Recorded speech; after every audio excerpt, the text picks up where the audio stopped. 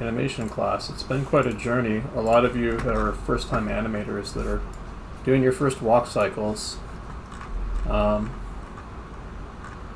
If you have homework to share for critique and for turning in, please post it in the classroom chat now. Otherwise, I'm going to check the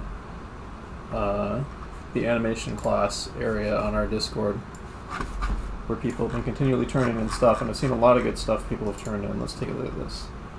That's pretty nice.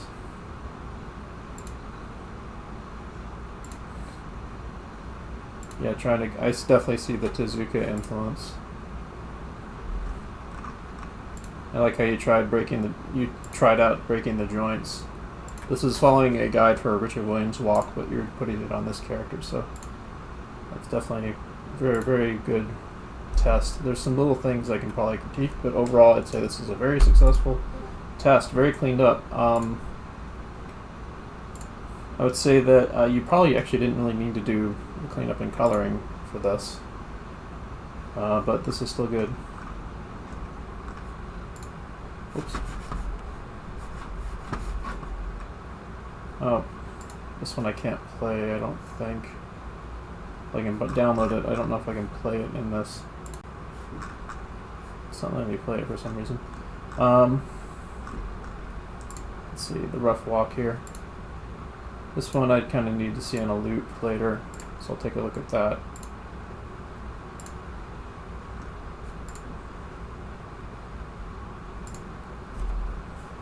This one's got some issues with it that I might be able to go over. I'm going to kind of pick and choose which of these I can do feedback critique of, and ideally I would want to do them of people who showed up to class here, because I'd prefer them to hear.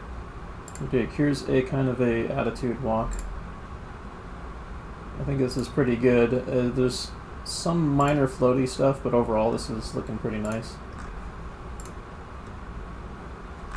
Might have to flip that the other way. Well, doesn't matter. Let's see here. Won't be looking this up due to health reasons. Ooh. I think these are good enough to include, definitely, for sure. It's a really nice thing. You included, this person included like a little bit of action of wiping the brow there of sweat. This one's a little robotic, and I don't see too much up and down, but good attempt. Pigeon, I'll try to maybe go over a little bit with you stuff. You are a first-time animator, and you're very young, so this was an attempt. I know you're trying to emulate like Kiki Flipnote stuff, but Kiki Flipnote does some things in here that you should maybe learn from that will get you on the right track for doing walk cycles. Right now it looks like this character's standing in place and moving their feet. Doesn't look like they're walking, but we'll talk about that later. This is the same person. There's some really good ones up here. There's this study from last week.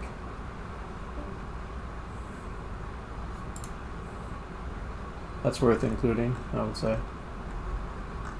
Yeah, that one's neat. I'd want a little more up and down on this guy, but this works pretty okay, I'd say. I love the addition here of the kind of plant monster in his backpack.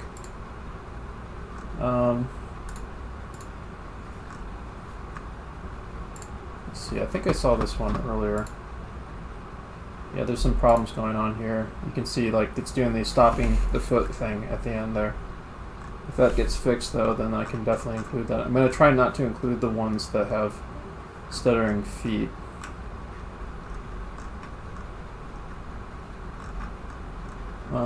Because those are not that hard to fix. And there's going to be some time to fix those. Ideally I want to get them where we do see the travel of the feet and stuff at a steady rate.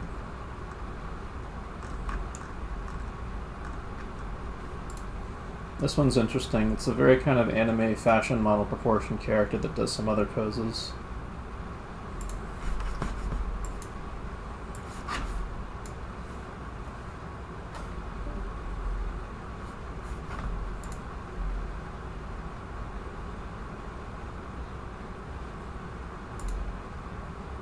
Yeah, this is nice. I also like how loose it is too. even though it's very like anime, and it maintains volumetric consistency for the most part.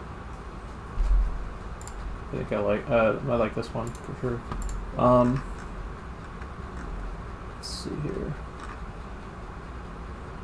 And I did a sense of the attitude, and I like how you did turn the character. There's this here. Oh, frontal walk. That's cool. I'll definitely be including that. Let's see. So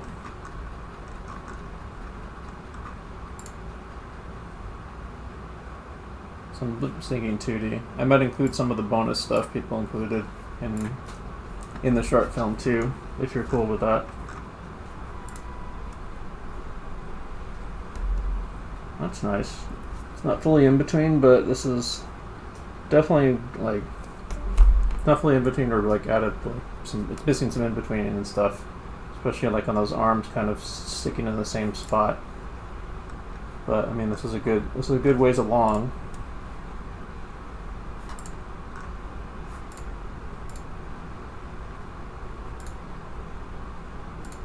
This is not a cycle, unfortunately. So I mean, you can fix it by scooting the character into place, but this is not really a cycle. I can include stuff that isn't quite like a walk cycle, of course. It's the stuff that has like especially glaring errors that I might want to have people revise if I think they can revise them.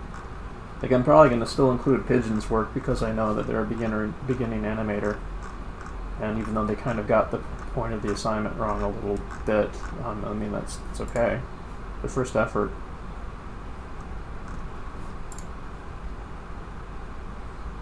It's going to be a mix of everyone of different skill levels and so on, of everyone who participated.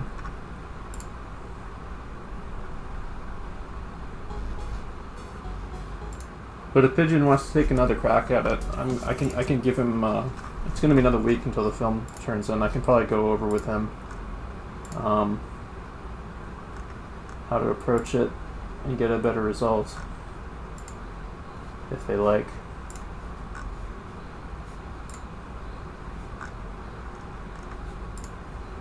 Some stuff from last week, I believe. But yeah, getting up to the other stuff. Somebody did a study of the Day of the Tentacle up here.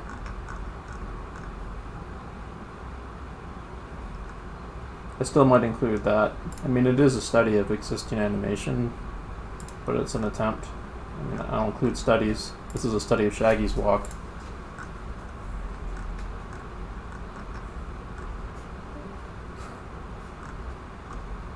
Yeah, there's going to be a lot of stuff to include. This film is probably going to run, like, I don't know. Be interesting to see how long it runs. I would estimate between 5 and 10 minutes.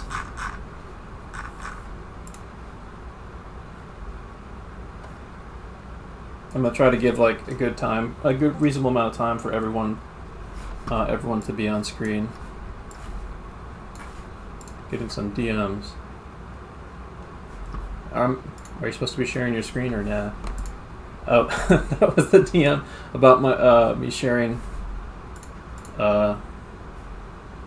what was going on in Discord. No, yeah, I'm supposed to be sharing Discord.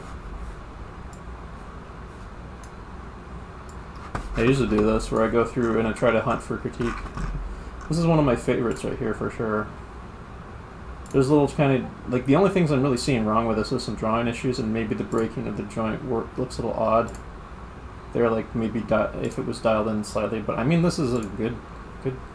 Really, I'm really impressed by the results a lot of people have gotten, and this is one of the ones that I'm definitely impressed by.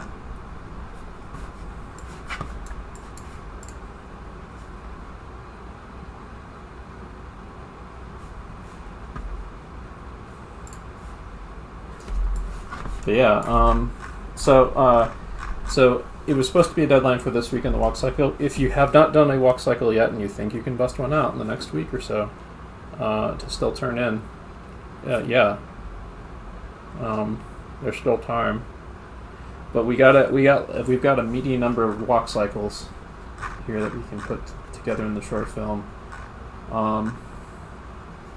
hopefully by going over some of the critiques of some of the ones that I'm seeing problems and issues with here, like this one, people can get some hints on how to fix their cycles. So let's see here. Let me find one that's a problem cycle that has a problem that's not too hard of a fix.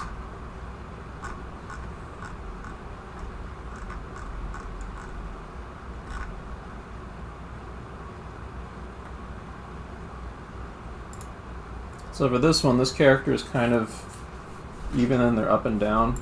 If I can get a movie file of this to import this, I would definitely want to do a quick demo showing off this. Another thing about this is because he didn't get the up and down right before he submitted this, that's going to kind of throw off this secondary action on all this, all this very, very detailed hair. In this case, the character design actually kind of works against you, I would say, because there's a lot of that's a lot of detail. Like, that's something that you could simplify with just like one shape, with like a few wedges for hair or something. But I mean, like, when you... That's also why when you move through the phases in animation, you really want to keep things very simple. And like, before you add something like that, you want to make sure that everything else is resolved. Because if you don't, then if you have to redo something, then you're going to have to redraw everything. And it helps if you have very simple design characters, so it's not a pain in the ass to redraw stuff like that.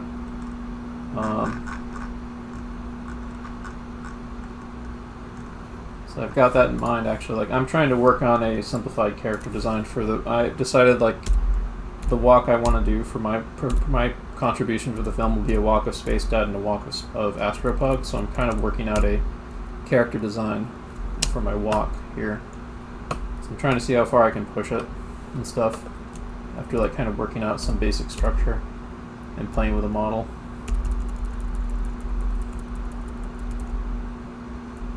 I got kind of a rough idea of what Astropug is going to be. So this thing's going to be evolving as I kind of figure it out. I sort of like the basic structural guide I have right here, and I probably might not go too much beyond this one, because this one has a lot of stuff integrated into it that is stuff that I've been studying and demoing in my figure drawing and head drawing class. So I might stick with this, with something along these lines for this, even though I could probably go further in like something like this. It's more expressive and dynamic. I think this is more contained and kind of realistic. This one might be a nice compromise character, though. This one right here.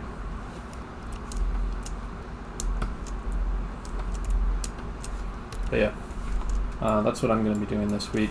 When we're finishing up the short film of all our walks. So let's take a look at what I can do for demos of. I'm going to want to make a new file. Let's see. Walk demos.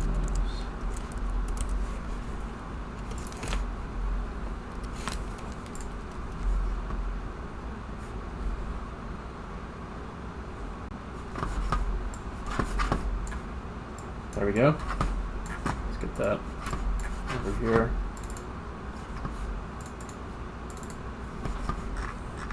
So let me see if there's any. Where did the .mov file? Oh dang!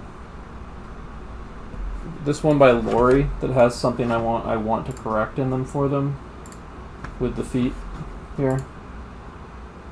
There's other stuff going on with the legs and so on, but actually there's stuff going on with the arm swing and so on that I also want to address. But the main thing is what the feet are doing. This is something that we went over last week, where when you're doing a walk cycle, the feet, the camera's following the character as the feet are traveling at a steady rate across the ground. You see what's happening here?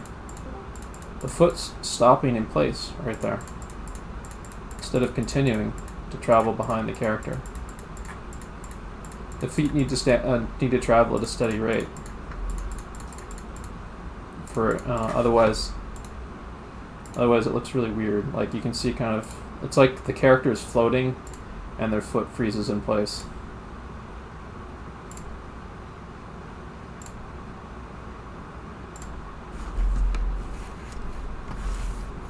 Yeah, if this was a .mov, I'd be able to do a demo fixing it. Here we go. Let me see if anyone's posted anything in class. Otherwise, I'm going to dig through that. So on first come, first serve, anyone who posts a .mov of their walk cycle for critique, I will be sampling those first and foremost. Huh. Yeah, getting that. This is like a foot shot version of the same problem I was talking about. These feet are staying in place. I don't feel like they're traveling across the floor. It would help if you had a perspective grid here and you could plot out where the heel is on that grid. But that's a really common beginner error to walk. Oh, that's fun. This is really nice. Pixel Flicker, I'm really continually impressed with your work. This is looking good. Of course, you do, naughty, you go way into, before you get your feedback, you are going way into cleaning up your drawings, which is fine. I mean, that's what you're doing on your own. But it's a good idea to ask for feedback when it's still in the rough stage and when you're not necessarily, when you have like not added stuff in like the tail and so on just yet. Like looking at this again, I'm actually seeing like, yeah, there's some stuff you can do with the tail.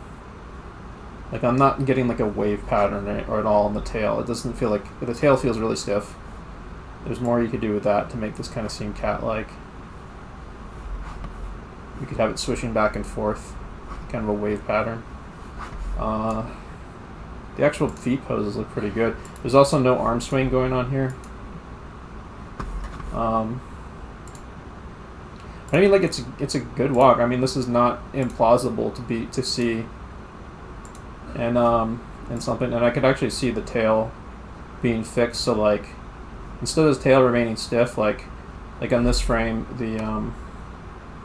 the top stays behind a little bit, and the bottom of the tail kind of moves to the left a bit, and then you do the same thing. So it gets kind of like a very slight wave effect, and you don't even have to overdo it.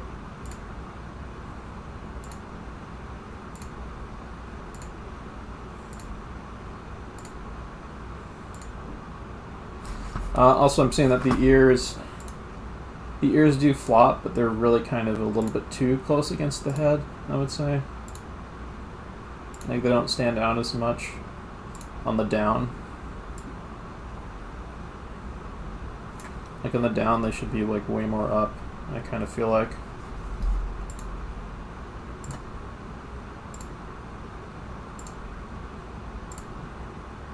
If you wanted to, if you did like an extended cycle of this, you can pick points in this to have the character's eyes blink.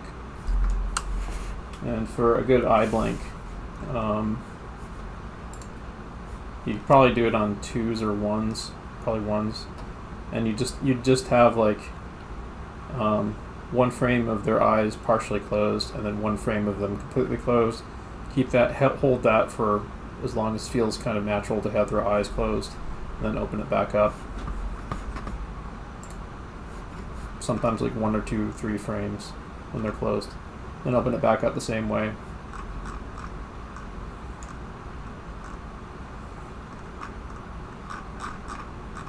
Yeah, I mean, good job.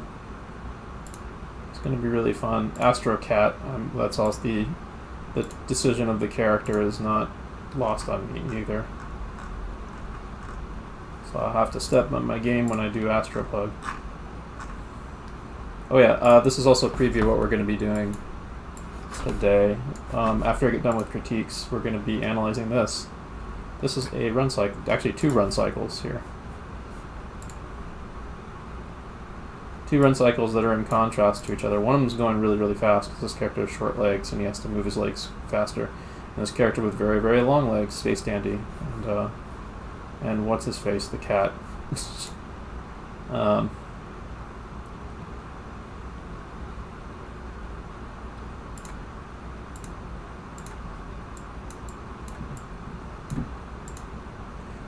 yeah, the thing about Space Dandy is the style in which the characters are drawn varies wildly from episode to episode, because the whole point of the series was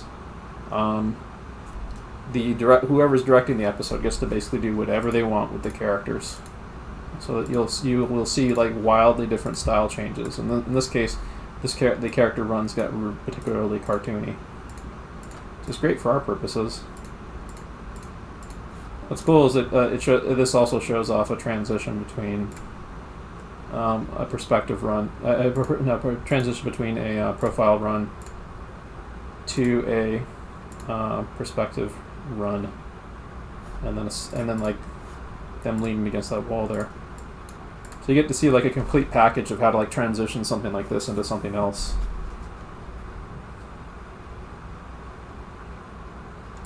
And both the characters are very, very different animation styles. Like this character is based in very simple shapes. This character is more he's being drawn in a very cartoony way for this scene, but he's still kind of based in more anime kind of approach, more realist, and he's being pushed in very cartoony ways. But yeah. Anyway, we'll be going over this more later. That should be really fun. We'll be doing drawing studies from these poses. So be ready to draw a lot. Alright, so I don't really have a draw. Well, I might do some on that tail for the draw over, so I'll download this. But I think this one, I kind of want to analyze this to see if there's anything I can pick out. Yeah, there is a couple things I see. And I can probably give you some feedback on how to handle the secondary action a bit.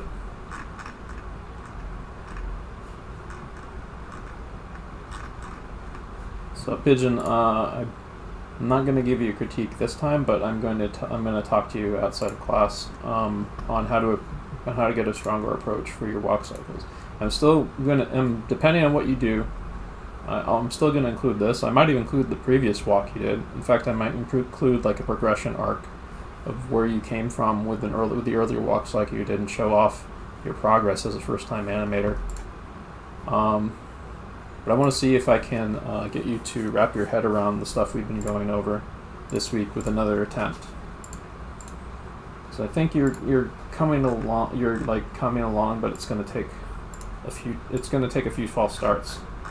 Walks are not easy, so don't worry, don't stress out.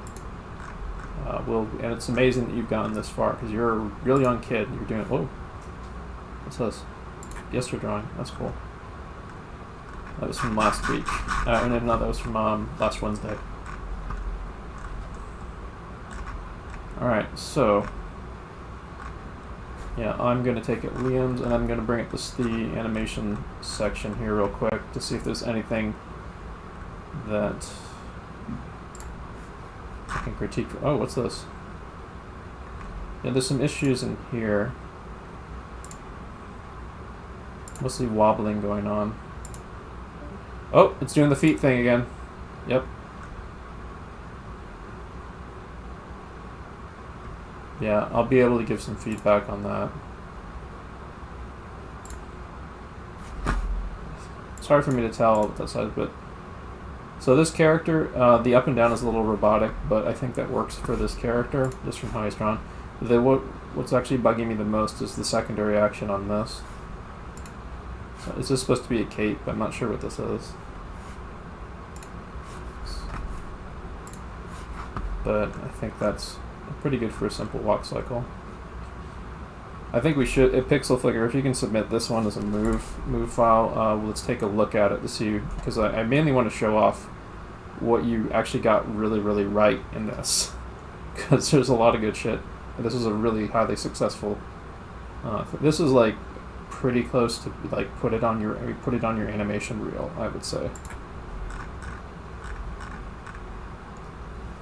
There we go. Yeah, we'll take a look at that. I'm gonna download this. I'll download this. Download this. This guy's getting a little wobbly, but nice attempt at a I think what might help you the most right now, Af and Toast, is keeping things really simple, and not color. I would not maybe want to color in and stuff. I would want to keep things like really kind of simple and mechanical, kind of like what I was doing earlier with trying to work out the basic shapes of my character design. Because if you can track shapes and gesture, it becomes a lot easier. So let's see here. I'm going to import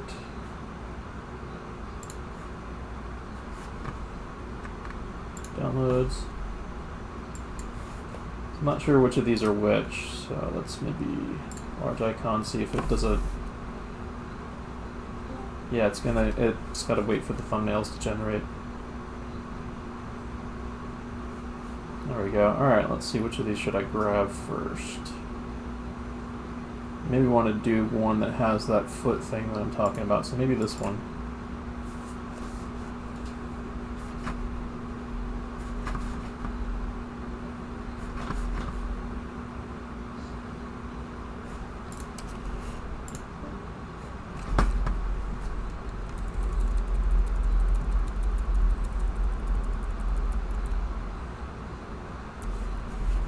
Alright, I'm going to copy paste this a few times, so I have some area to work on when I cycle through it.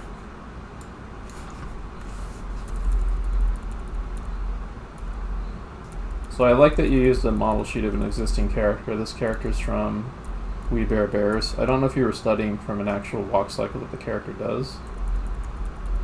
But anyway, the first thing that about this is that there's a lot of volume control issues going on with it, and you want to pay super close attention to your volumes when you're animating. When you're doing rough stuff, it doesn't matter as much. You want to tie them down at some point. Like if you notice, there's really inconsistent volumes on this, and what can help you is if you have something a measuring device to track them. In this case, I'm making basically what amounts to a measuring device, like over the first frame here, and I'm going to use that as a measuring device for the rest of it. Oops.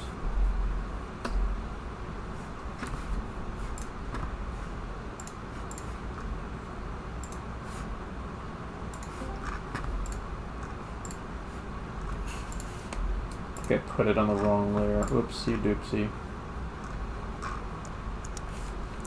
Let's see if this helps. There we go. Alright. There we go. Okay. Let's just lock this so I don't mess with that again. Okay. So, in this case, I've got like a center line and an eye line kind of thing. This, the We Bear Bears characters are very, very like stylized. So they're not going to track necessarily completely to kind of Disney model rules or something, but it's good to have something that kind of gauge off of.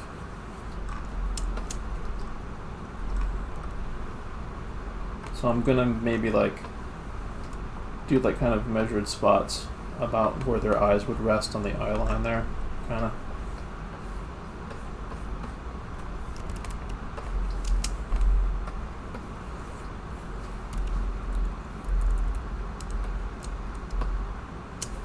So then if we compare the volume of the head sphere here and the muzzle here, you notice that muzzle's, like the head sphere isn't looking too bad at this frame. I think what might be throwing it off is this is growing out here, and this is growing out a bit there. And the muzzle is just like changing severely in volume from this angle.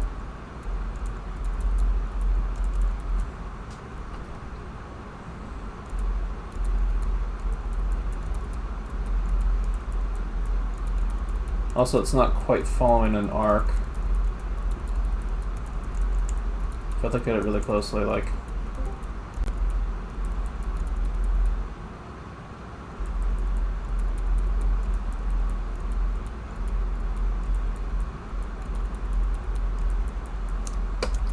Or it is following an arc, but it's a really awkward one that's kind of bumping around a bit. You can see the biggest volume change bulge happening here. Right there. Loop.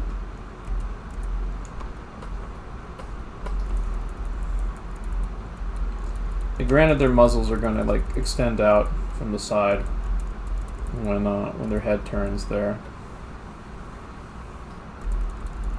But there's like kind of warpy, inconsistent stuff happening. You want to pay really close attention to that kind of stuff. Alright, so anyway, so aside from the volume stuff, there's, I mean, that same thing that I'm trying to describe happening here is happening quite a bit throughout it.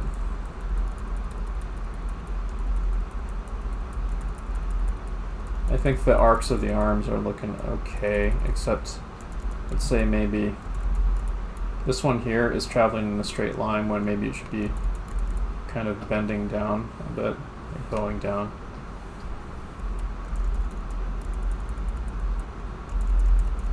And the way you can solve this is by tracking your arc, like tracking an arc like that, to use as a guideline.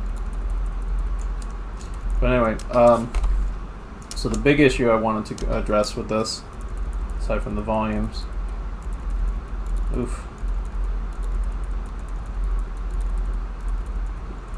yeah, this foot is getting a little confused when it's up like this. You know, it's like where you couldn't really decide where the knee is or where it's connecting with the body here.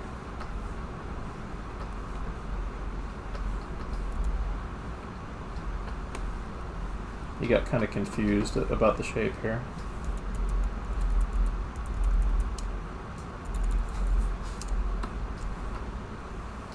You did use kind of a stylized shape here, which is fine, but it's like not maintaining that volumetric consistency I was talking about. But anyway, the main thing I wanted to mention here is there's a lot of weird stuff happening with the path of the feet.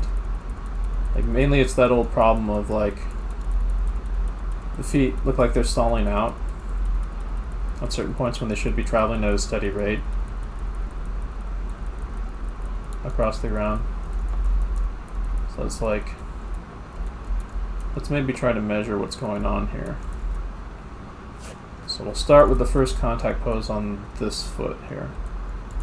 Looks like you're a little ambiguous about where the contact pose occurs here. I'm gonna start here because it's actually touching the line here.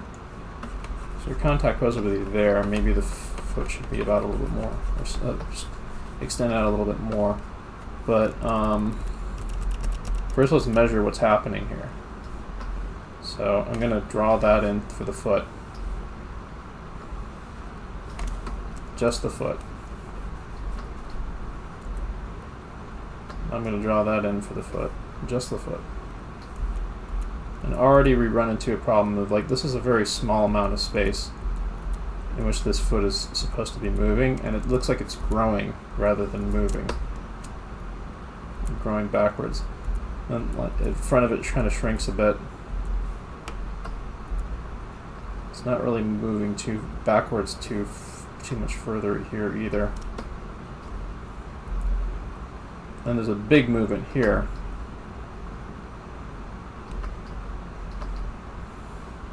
The foot kind of stretches out even more here, like that, not maintaining that volume consistency you need. And there's like a massive movement here. That should not be happening. Like the foot already made contact. It should be moving back at a steady rate. It shouldn't be making this giant move here on this ring. It should be more like we might see it move about a half a foot unit. Whatever is like,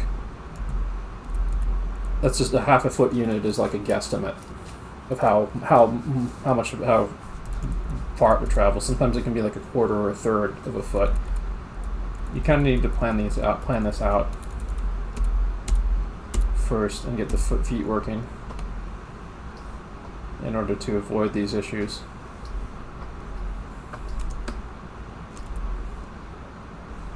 Alright, so then it comes back here. There's a big movement here, like bigger than this. Look at that, that's a massive movement. There's a pretty sizable movement, and then there's like a larger movement here, like very slightly larger movement than the previous one here.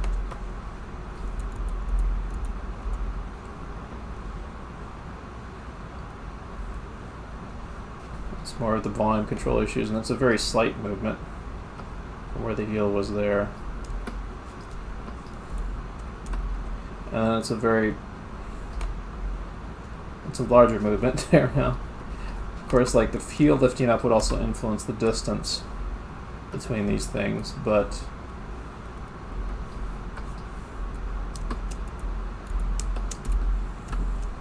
you can track that by kind of measuring down where the heel would be planted if the foot was firmly on the ground from the ball of the foot, and and from this it looks like it's going to travel even further. See, and then it's like a slight move. Then you've got a slight movement here. So the way to fix this is better planning on where your feet land. You want to actually get like from the contact pose. You want to get it. You want to get like every frame traveling at a steady rate all the way up until it lifts. All the way up until it lifts the foot off the ground. I think here is actually the frame where you have the foot lifting off the ground.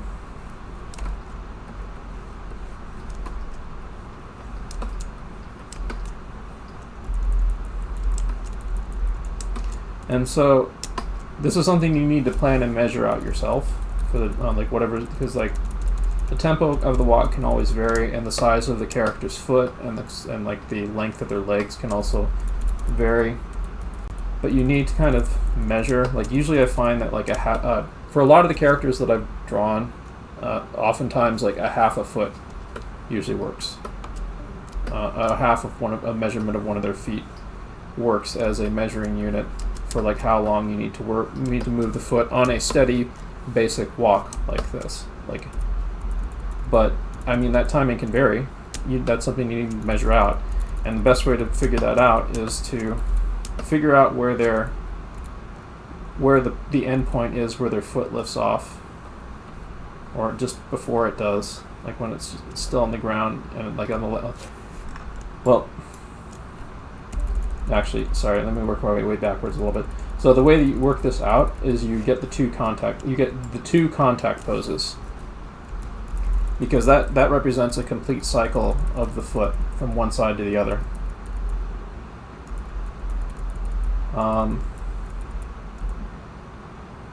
Yeah, this character's lifting off the ground here.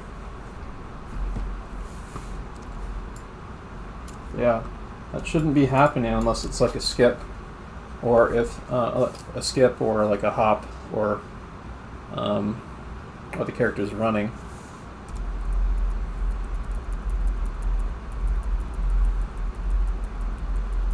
It looks more like that the feet were just kind of timed out poorly, though. If you were referencing existing animation, I'd like to see the existing animation, though, because there might be more going on here.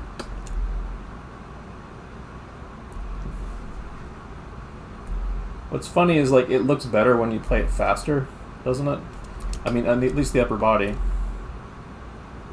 It's because the volumes that are wiggling all over the place sort of kind of merge into each other a bit.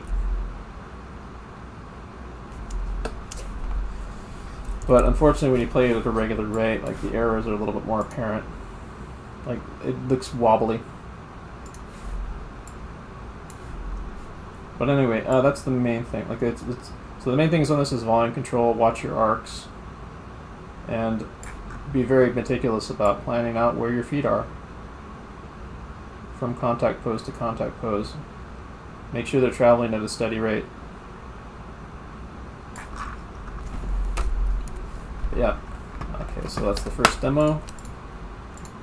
Let me turn this one off.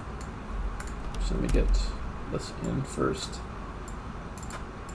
I'll move on to the next one. So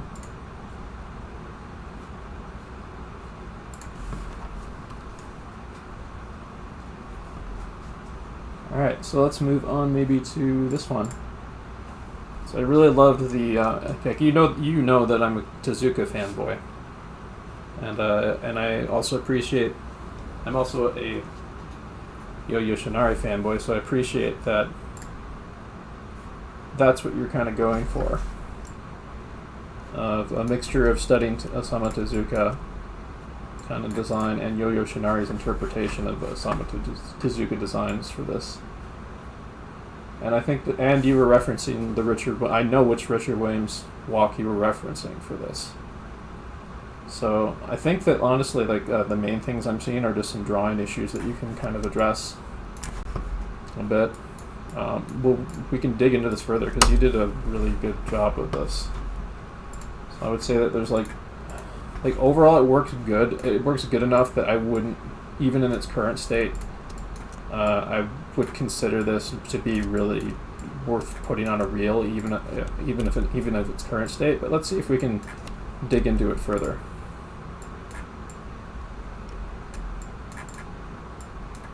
And people who see this on your reel will know, oh, that's the Richard Williams walk.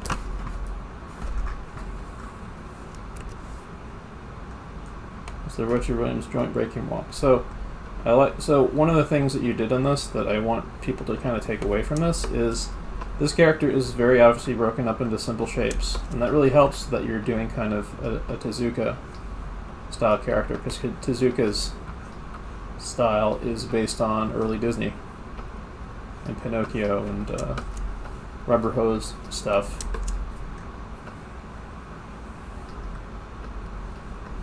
It's weird to think that like the foundation of anime is actually stuff like this, but it is. But if you notice, like you can everything can be thought of in simple shapes for this character. Like it's not terribly hard to figure out how this character works compared to a more anatomical character. You can kind of track a little bit where the knees are probably going to bend right here.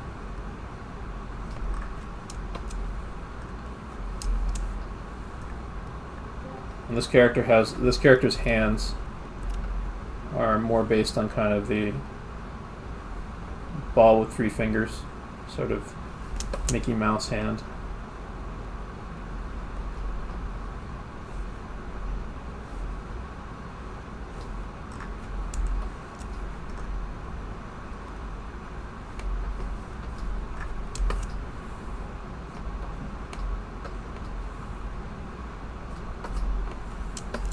I would say if you want to stand out these days, if you're into anime, try doing more Osamu Tezuka throwback stuff, because you're going to the roots of what anime is.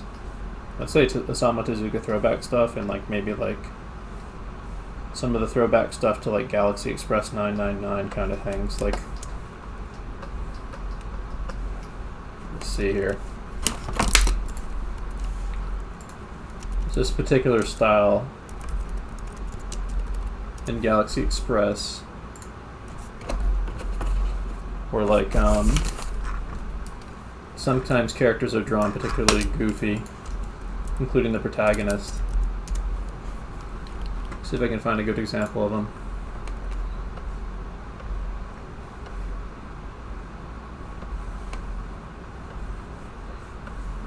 Kind of something like this.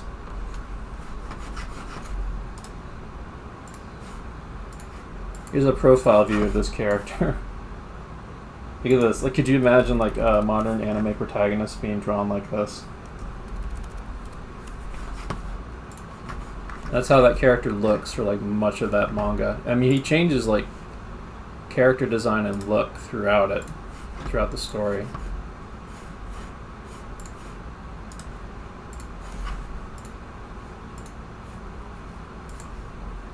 Kind of low resolution, but you can kind of see like those little itty bitty eyes.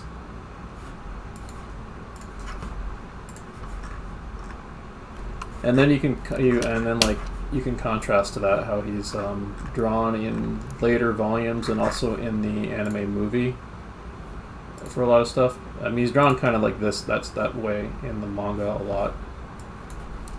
And in the anime a lot too, but.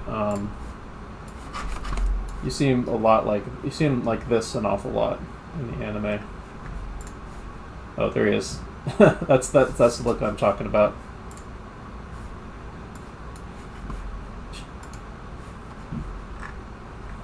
But yeah, if you want to stand out these days, try going back to the roots of anime, or the old school people that did things really interestingly and we're onto something that kind of became a watered down copy of a copy of a copy over time. You can go back to like the roots of this stuff and play with the mechanics of it in interesting ways. I mean, that's actually kind of what's going on with this that we're going to be analyzing a little bit later. This is extremely modern, but and there's a lot of really fun throwbacky kind of stuff going on in it.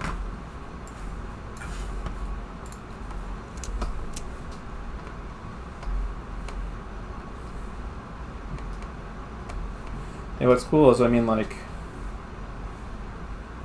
I'm interested to see how people are gonna. I mean, there's been a lot of people who've like been fusing a lot of old rubber hose style animation, kind of in this vein, with influence from like Cuphead and stuff. Like Cuphead style rubber hose style stuff has become kind of a thing again, thanks to that game. There's new appreciation for rubber hose style animation. Which I'm happy to see. So I actually strongly recommend new animators animating in rubber hose style an awful lot, because it eliminates overcomplicated detail, and it's an excellent foundational way to get mileage under your belt with the mechanics of animation.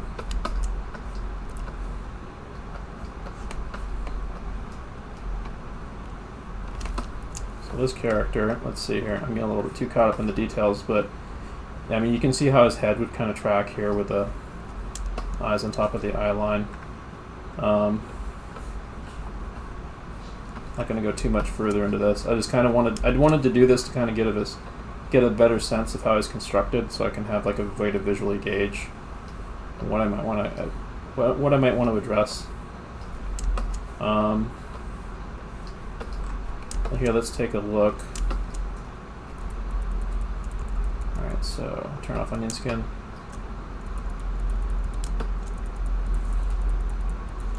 Alright, so one of the things I can see that you might want to watch out for, well, look at this. There's an error right here. Look at that. Watch the bicep there, see? The bicep is lengthening. And I think what might actually be going on there is, I think in the Richard Williams reference, there was some foreshortening going on with the arm. And that's actually what I wanted to talk about here as one of the first ways you can address pumping this up a bit. Look for where there might be better opportunities to give kind of visual signals of foreshortening. Like, here's an opportunity here. One way you might want to do that is you can find some way to kind of indicate more of the curvature of the wrist in the rest of the hand. Like,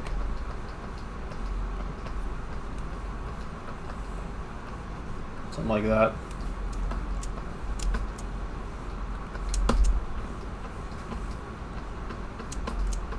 Emphasize more of the shape of this going back into space.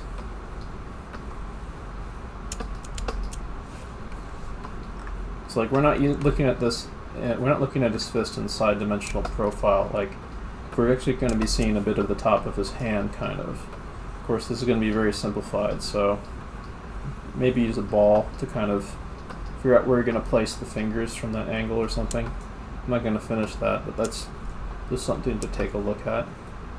Let's see here. Yeah, I would pay close attention to also this, like the foreshortening on the leg coming out of the sleeve of the shorts.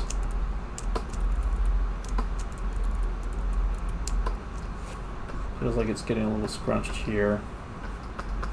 You kind of want it to feel more like it's a cylinder with another cylinder. A little bit more. It is kind of the poofy.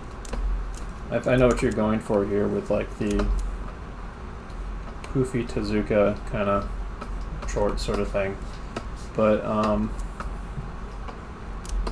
you can make this more like a real cylinder a little bit more, I would say. Just pay attention to it and kind of construct it and build it off the body. So you can emphasize that.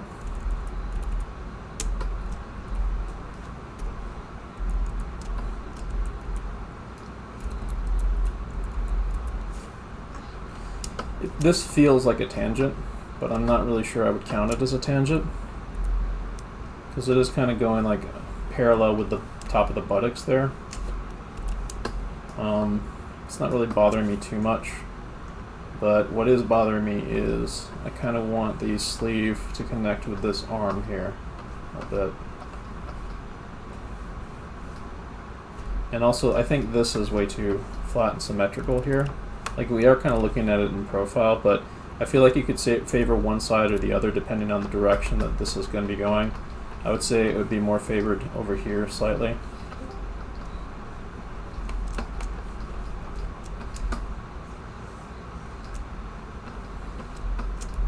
Also, this hand pose seems a little odd. The positioning of the hand seems a little odd here. There's like little tweaks that might kind of help it. Make the hand feel more relaxed if it's moved up back a little bit. I kind of feel. These are just suggestions, though. I'm kind of just going through kind of tweaks that might help you punch up the drawing just slightly. Probably indicate like a little bit of the bend of the arm there. Let's see here.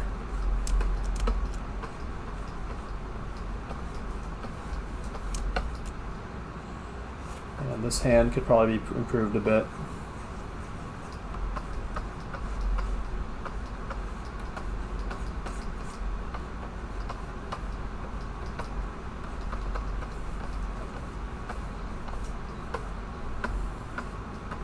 It's kind of guesstimating how I would rough in a version of this hand that feels a little bit more natural to me.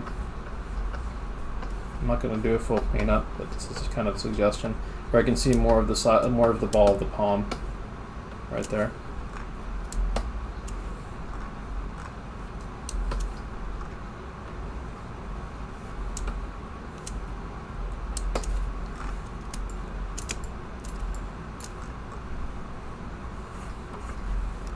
If you want to figure out how you can work this out a little bit more, you can go back through and like kind of track the cylinders of the arms a little bit, work on your construction a little bit more. I mean, these are all little tweaks. Overall, the thing works. I would not necessarily discount this from a real. There's like just drawing issues that you can probably solve that might make it better. Big ol' shoulder break joint going on here, but the overall thing works.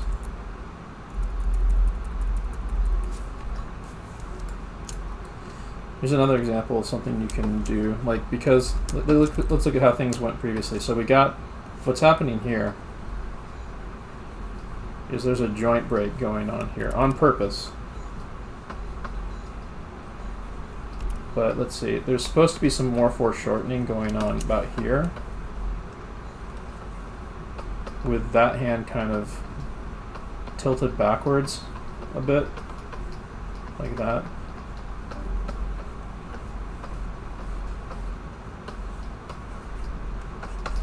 But so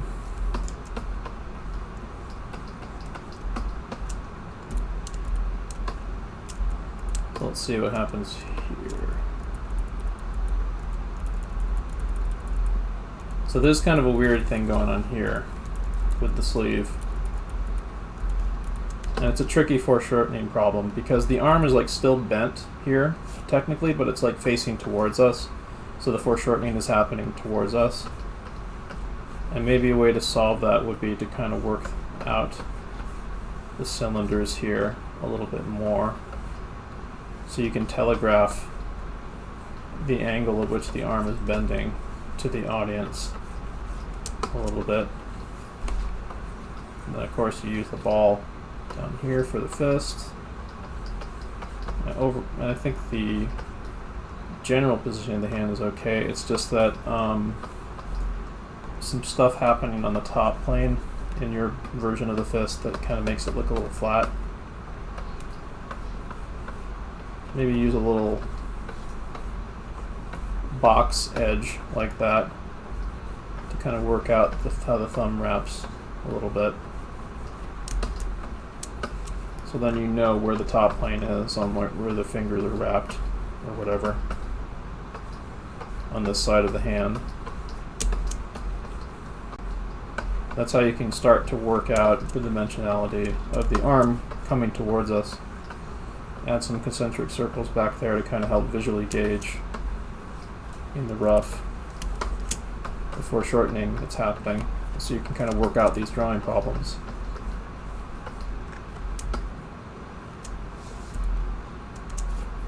And you can go back through, and once you kind of establish a visual engagement for that sort of thing, for the foreshortening there, you can kind of work out these other problems a little bit too.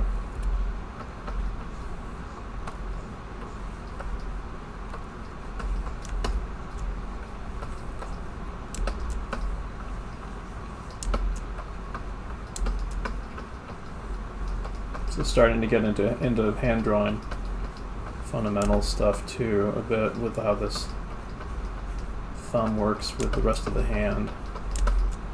And full disclosure, I'm pretty out of practice in my hand drawing,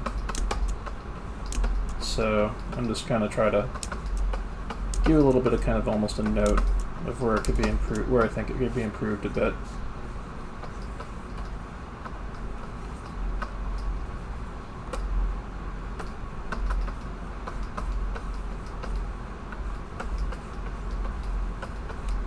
But it's inherently going to be a little imperfect because I'm not in the best shape right now when it comes to hands at the moment. What I'm looking for is I'm trying to just like construct the hand a little better and have something that's a little dimensional. Like I'll use green line and show like that's like the top of that kind of box thing that is going on here. Kind of determine that side plane of the hand of the fist.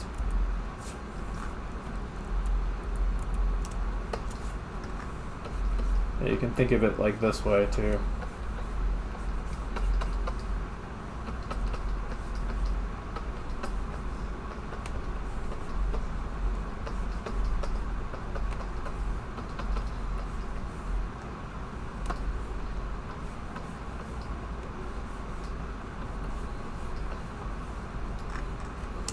You can use little tools like that to kind of help you solve issues like this. Like it won't, that kind of stuff won't necessarily show up in the final drawing, but this kind of stuff can help orient you when stuff might wind up looking a little flat otherwise.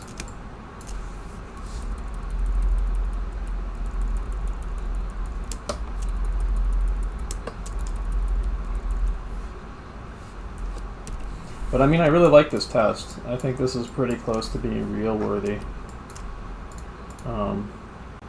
Because like the overall idea works. There's like nitty-gritty drawing errors that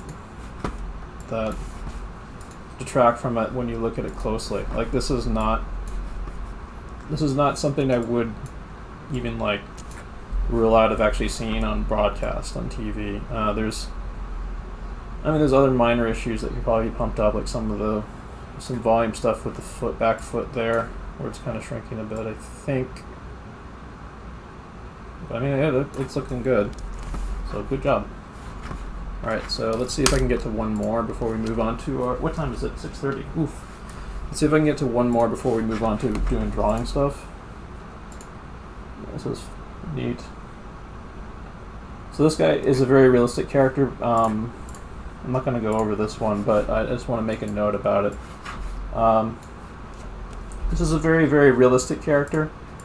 In spite of that, so there's going to be less up and down on like this really very kind of fashion model looking character. Small head, big legs. If you notice, the proportions on the legs are very fashion model proportion. Very long. I'm very sure that was intentional for this person. But you notice he's doing an up and down, but it's like a very slight up and down when he walks. So looking through this, there is definitely some stuff that I think could be improved now that I'm looking through it some more. Like I think there's like a sway that they could be adding more to the shoulders and the hands and the hips, with the pockets there. That could help this.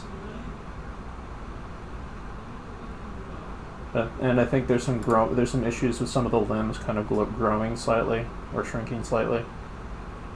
I think one of the ones I saw might actually be some foreshortening happening.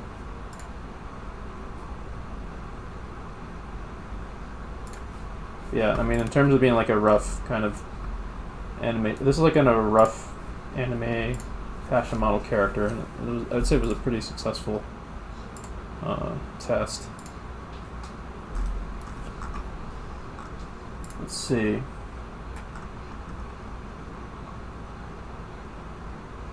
I think the feet are tracking well on this. Did you upload a .mov of this anywhere? So you didn't add hands to this guy yet. Oops.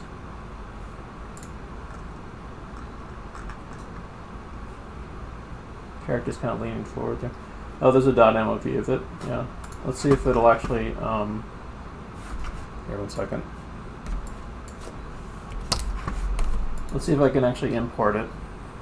And this might be the last one we'll do before we move on to the other stuff we're going to do.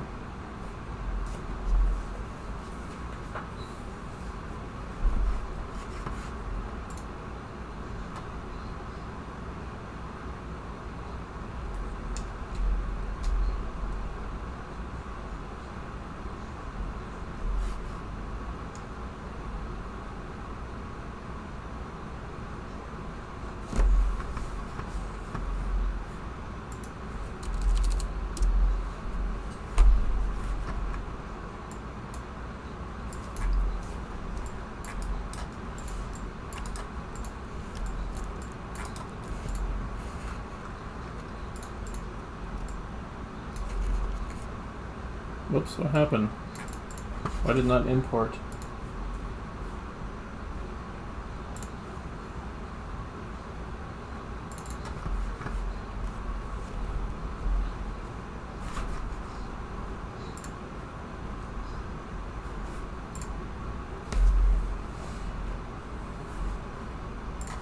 Take a look at chat while we wait. I hope it's the right version of this of the file that I uploaded or downloaded. Oh, here we go. Peanut Mate's got another one.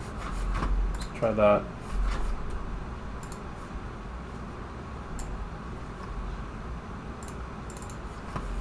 I think it's the same file.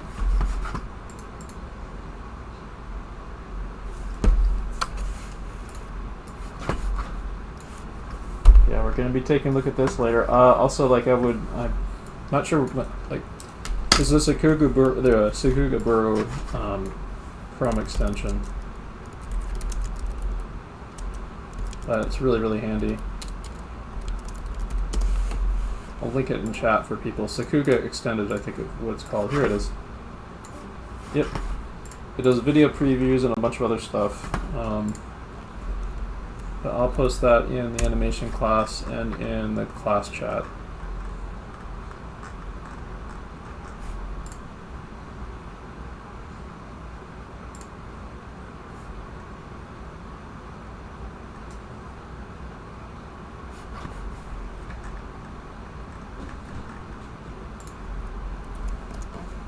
Go.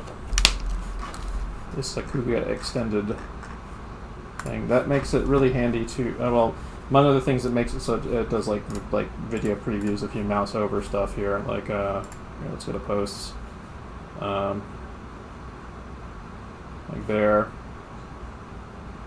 which is really, really handy because oftentimes you'll get like really kind of abstract things you don't know what the scene is for, and you can just mouse over and find out without opening it. Oh, that's Iron Man. That's neat.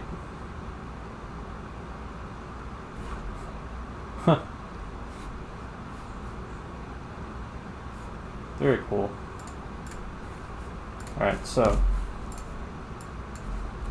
get this imported. There we go. Finally it's working. Get a drawing layer in there.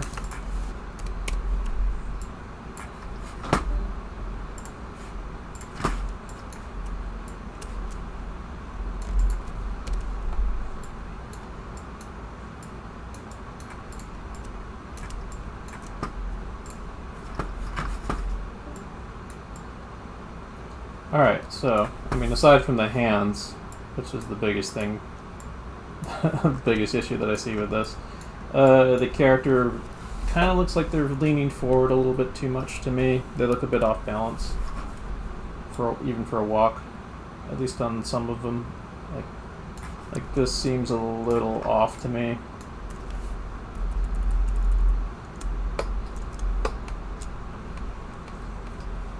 Oops. That's the color layer. Okay, well, there we go. They seem like they're leaning too far forward, and they also seem a bit stiff. Let's maybe flip this around, so maybe I can check this to see if it's not just like something that's throwing me off. Yep, yeah, they're leaning way too far forward. They look like they're about to fall over in this pose. Let's see here. I'll bring up Richard Williams. Walk to show what his like basic take on this, on like that particular pose is normally supposed to look like. I think that this is the passing position, I believe. So we take a look at Richard Williams's version and compare it to yours. Your guy, like this looks kind of fairly well balanced. He's leaning forward because when you're walking, you're basically like falling forward. But I think your guy's leaning forward a little bit too much. Let's see here. And again, I mean, it's fun to like color these up, but if you want better results and improving your animation, you want to keep things very rough and not go too far into drawing them when you're still trying to solve animation issues. So otherwise you're going to have to redo and redraw everything. Let's see here. I'm going to check your feet, because I think I saw some issues with the feet too. Let's interrogate these feet. So let's start with a contact pose. Here's a contact pose.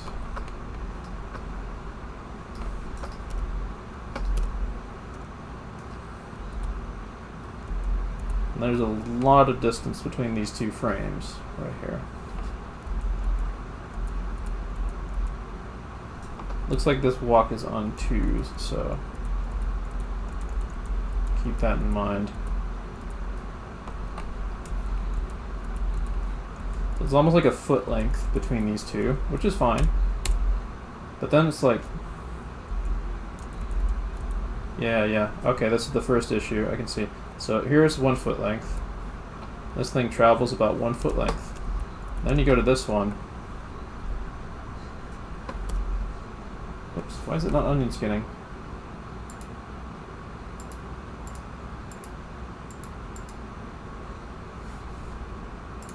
Is it because I drew on this? No. Oh, there we go. Just had to turn it on and off. It's a harmony bug. So, yeah.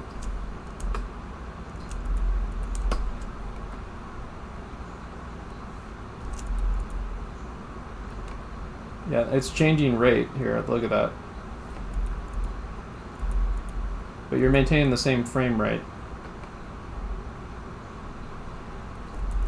So it needed to, so the travel of the foot here needed to be at a steady rate instead of that huge jump there, in order for this to be a plausible walk.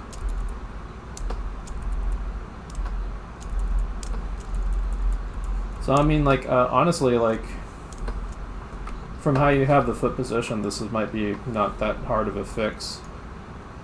You just reposition the foot out here, because this character looks like they're falling over. So in this frame, so you just do that.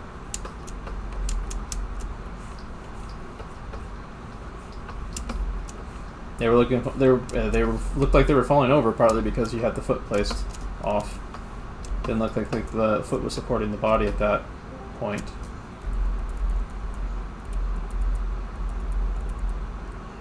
Let's see if there's the same issue on the...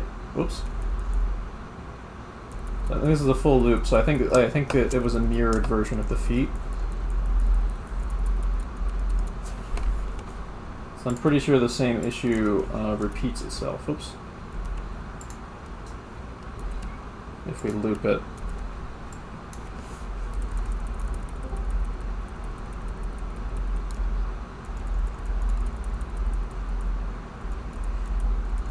I think there's also a really big pop between these two frames of the position of the leg here.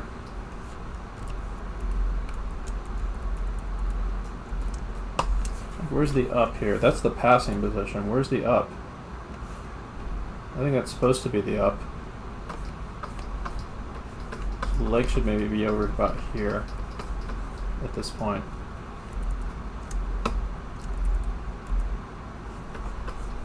And that can still be the contact position. It's just that if you want to smooth this out a bit, you might want to cushion it a bit more with like an extra frame here. That's kind of like in the ballpark of what you had, I guess.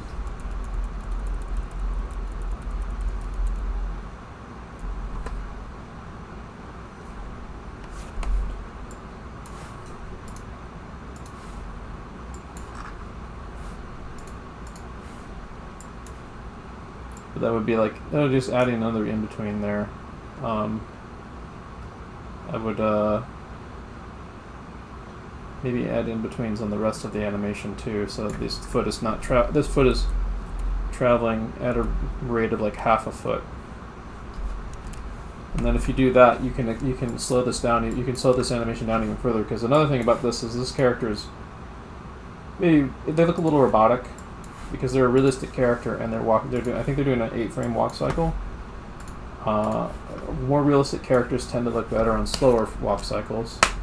So it's not a bad idea for this one if you slowed the frame rate. I think I'm going to put this on 12 frames per second. There we go.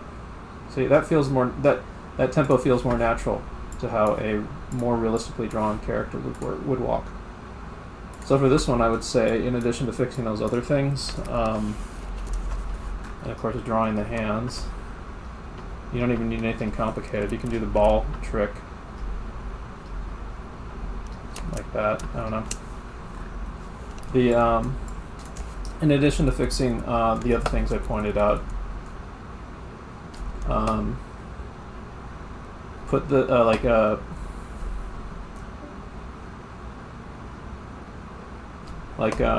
slow it down by half, so it's walking on 16s instead of 8s, and then add in-betweens where appropriate. Like so, like the rate that which it travels will be about a half a foot unit each time the foot moves across the floor. So yeah, done with that critique. We'll check out if anyone's posted anything else, and then we'll move on to fun drawing stuff. So I'm going to start a new file called Space Dandy Study. So we're going to be studying some Space Dandy stuff. We're going to be studying the clip that I had picked out, and then depending on time we might study something else. There's honestly enough here to go for a whole session and everything that's going on there. Just two character runs. And quite impressively animated ones too. So let's see here. I'm not sure what file format that is, but I'm going to have to convert it to .mov if I want to bring it to Harmony. Re-download it.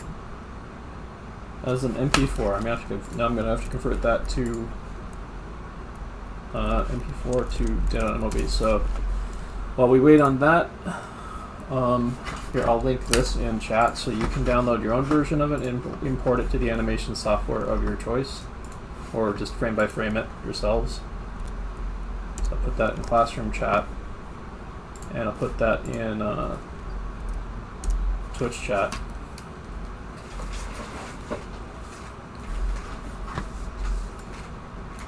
And I'm going to convert the file now so that I can use it and we can do a study.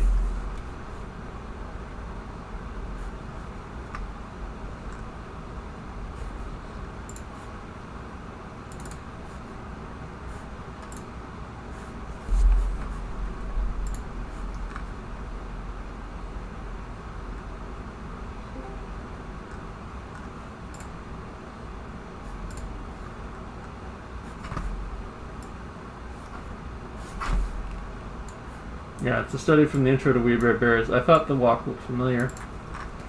I mean, I knew it was a We Bare Bears character. I was pretty sure I'd seen that walk before.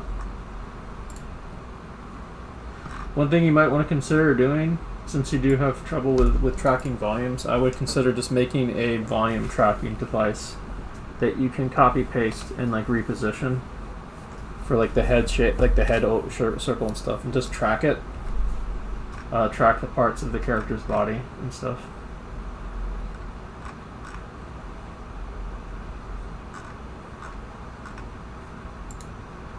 Ooh, I didn't get to that one. That's too bad. I'll check this one out later after class, I think. Some additional walks right here by KLR Bright, which I've been giving feedback on. I think there's KLR Bright, there's some drawing issues that I think you can solve by a better approach to doing your animation drawing. You're doing a lot of stuff that is like really that's kind of working against you and how you're approaching how you draw the characters that I want to see. I want to see you try to target in the future, but I'll talk to you about that later. So here, now I've just finished converting the file, downloading the file from the online conversion site, and I'll import it now.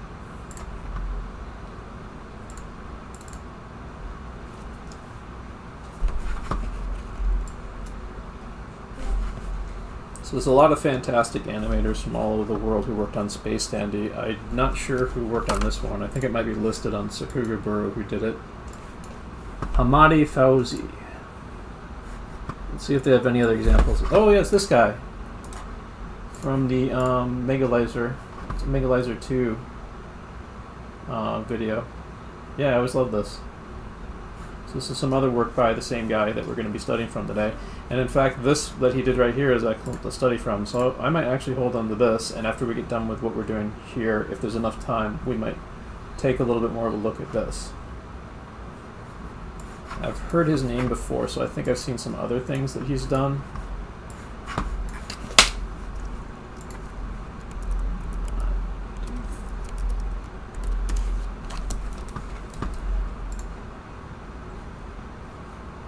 Ooh, neat. He's got a 2014 reel. Unfortunately, I don't really see... Whoops. Unfortunately, I don't really see recent stuff in the quick Google search I did of his work, but we can at least see some of his older things. That's cool. I'll copy paste this into chat. Whoops. I did some 3D stuff in there. Let's rewind back.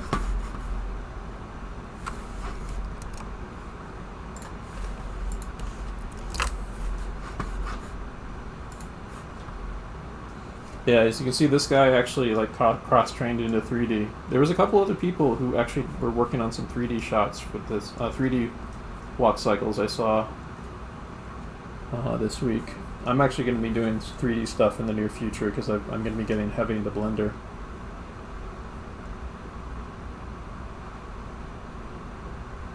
Oh, that's neat. 2D, 3D stuff.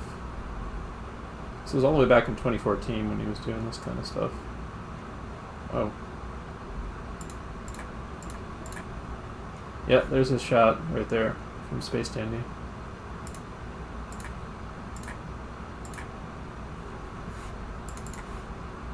Yeah, that's fun. Alright, cool. Let's see here.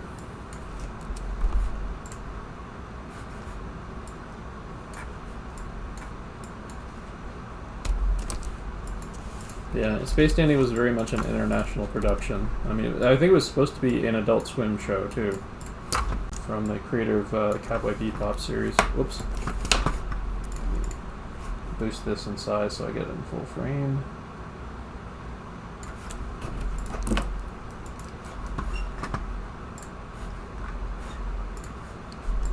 Alrighty.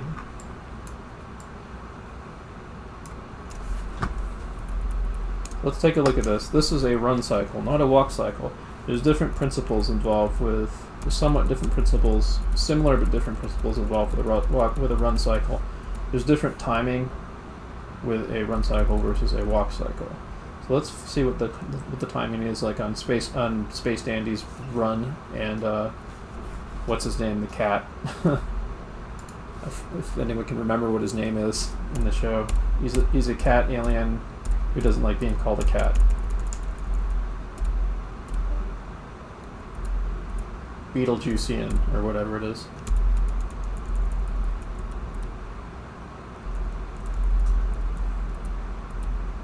Someone's asking, what are we doing in Twitch chat? What are we doing right now?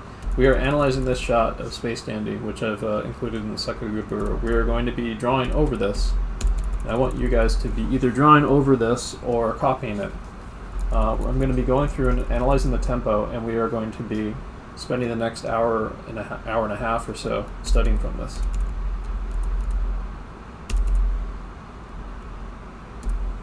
Alright, so let's figure out what the tempo is, and a good way to track that is if I take a look at the frames here. So Dandy is on 2s, his sidekick is on 1s.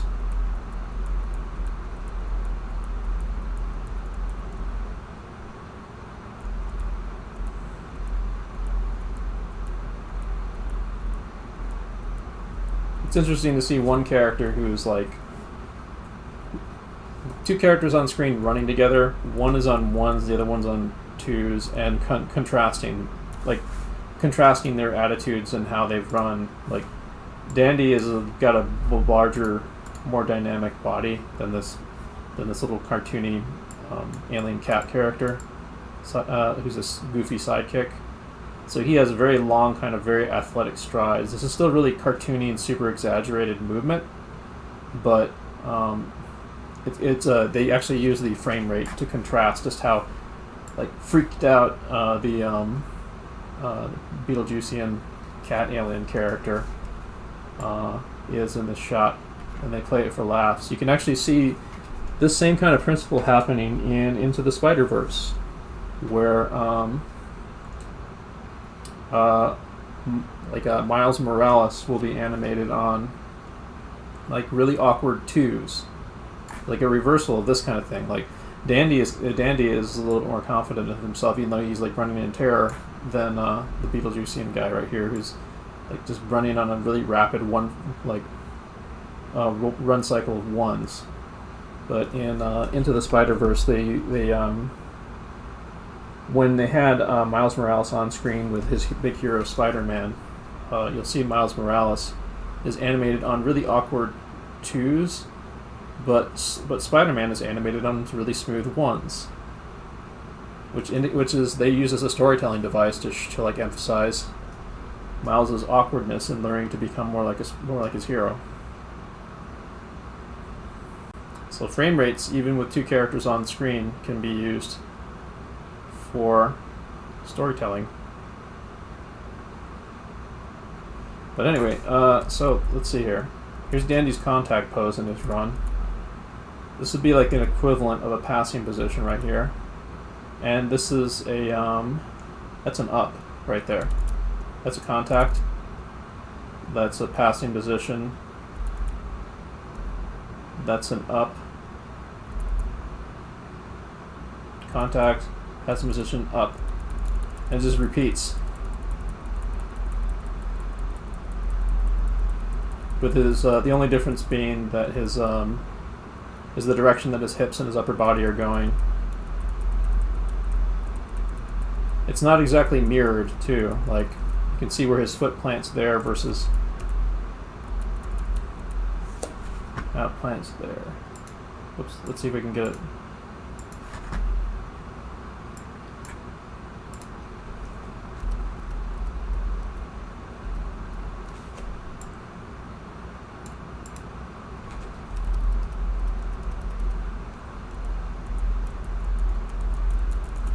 So there's a little bit of mirroring going on, but there's like slight adjustments to his body here, if you notice.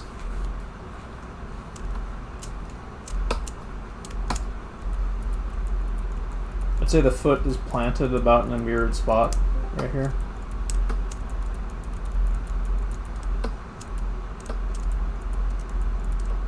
But the shape of his body very slightly changes, and the positions of his arms and his back foot change a bit. Instead of just like straight up mirroring what happened on the other contact. So to get into this now, we're going to maybe start with his hips. I'm gonna for the study I think what we should start with these on first on is finding the line of action of the character. So we can find Dandy's line of action all the way back to his heel, back here, behind his buddy, like so.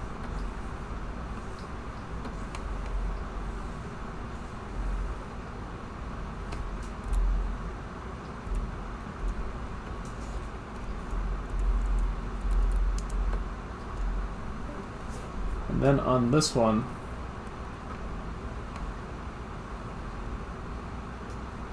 you can find the line of action of the back heel going through like this. Likewise, I'm going to go back through and do the line of action on the other leg here.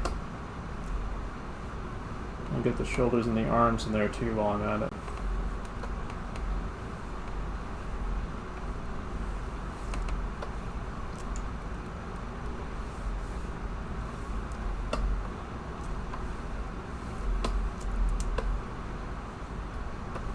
I really like this lovely exaggerated stretch here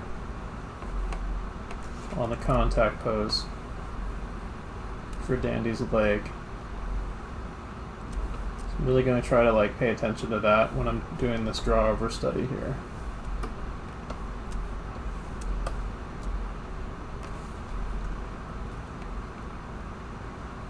Like this line of action kind of wraps over his back a little bit.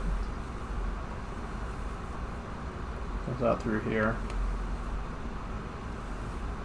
What I get out of this when I do this line of action study should be basically his cycle as kind of like a Japanese cuneiform sort of thing that's like right there in that you see in the thumbnail in the drawing substitution window. So this is the passing position, but it's also a down. It's like the down and the passing position kind of compacted into one with this really strange run cycle.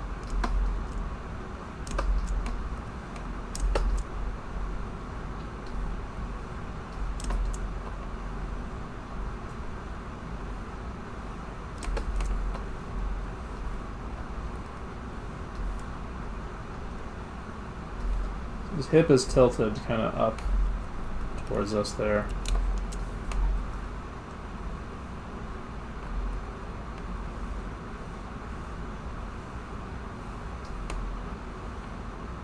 A little bit of the back arm back there going under his the back rim of his shirt. That's actually coming in his jacket.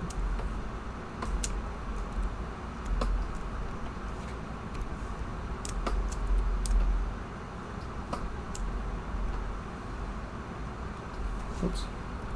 I think I want to start with the big sweep again. So it's the same thing as the first contact pose, because I think. Wait, no, here. What I started with that.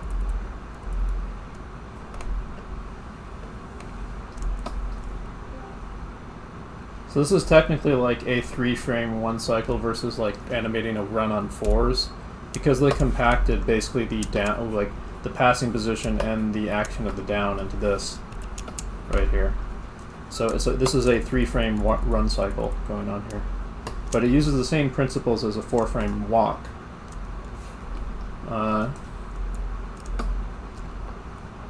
There's different ways to do run cycles. This is just how this particular one is handled.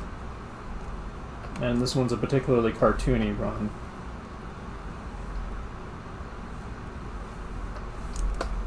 Like, this is surprisingly like one of the less anime-looking scenes in the show. This one looks very European animator, and they had a lot of European animators on the series.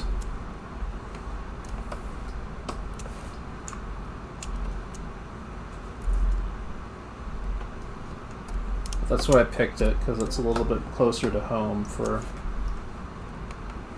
all of us Western animators.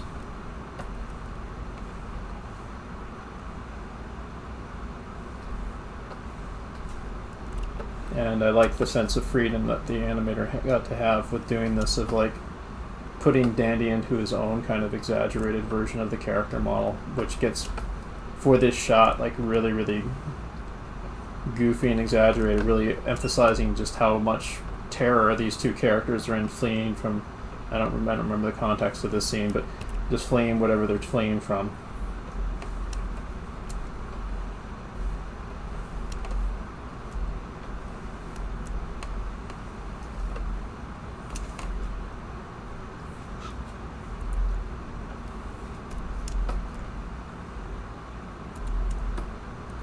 Here's the second down position.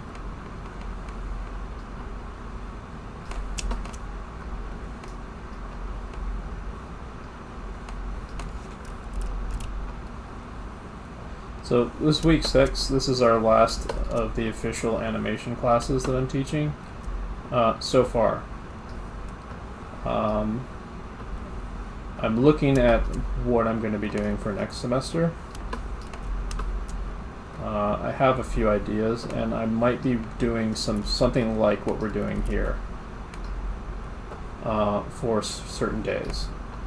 I do like the idea of taking stuff from Sakugaburo to kind of break down, analyze, try to animate our own versions of the thing that we just analyzed. We've done that before with some other shots from like Yu Yu Hakusho and BNA and that one thing from the Line Studios I was going over a few weeks back, or several weeks back. So I'd love to do more of that again. But anyway, so this is our little loop of Dandy right here. Let's get a color card back there.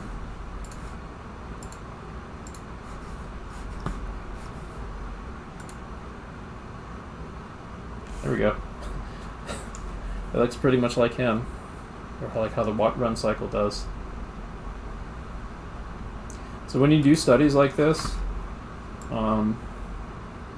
you could take these and use these poses and then like put your own characters on them. I don't necessarily know if I'd want to include that like on a reel, but in terms of like understanding a little bit more about your own character design and stuff, it's an excellent tool. You can also you can also do something like this, and then try riffing your own version of it using a similar idea. And once you kind of wrap your head a little bit around what's going on here.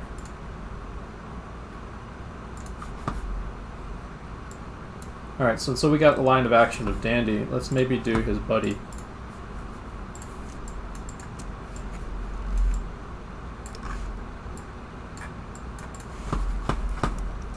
Bring that up. I'll turn Dandy's layer off. And now let's see what's going on with the Beetlejuicean.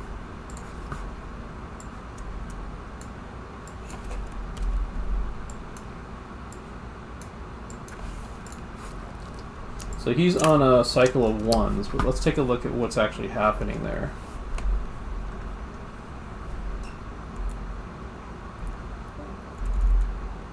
So there's our contact pose right there.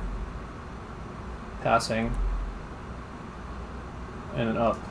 So it's a 3-frame run cycle, but it's on 1s.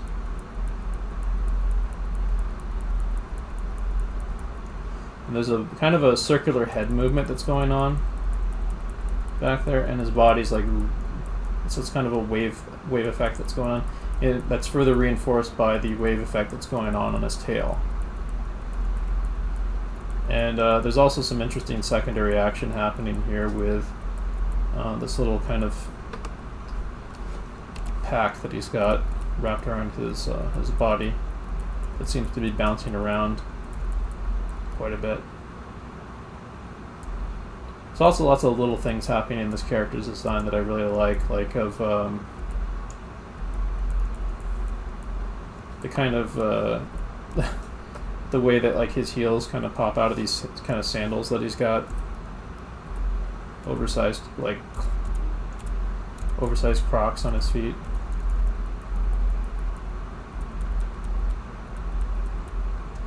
And there's kind of like a flat. He's got like some. He's almost kind of like wearing like a plastic glove on his head. I don't know if that actually is. I don't know what that is. It's like that he's wearing, but he's got that flopping around on his head as well. And then there, of course, is like the cloth that he's got wrapped around his body. That's also kind of moving in the breeze there. So let's take a look at him. He's going to be very noodly. He's very much like a anthropomorphic ferret being animated, even though he's a cat. So he's a very S-curved based character.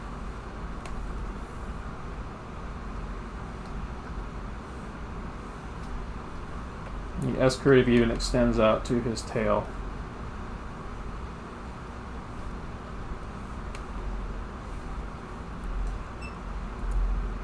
And then not include the arms on this line of action study, because those are kind of pressed really close to his body.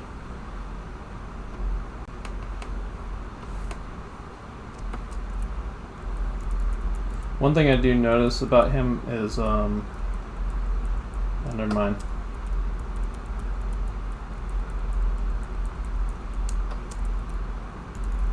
Never mind. There was something I thought I saw, but actually I didn't. Alright, let's see here.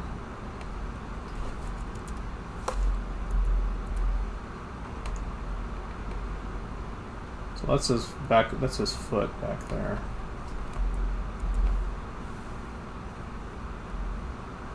There's his tail going up about here-ish.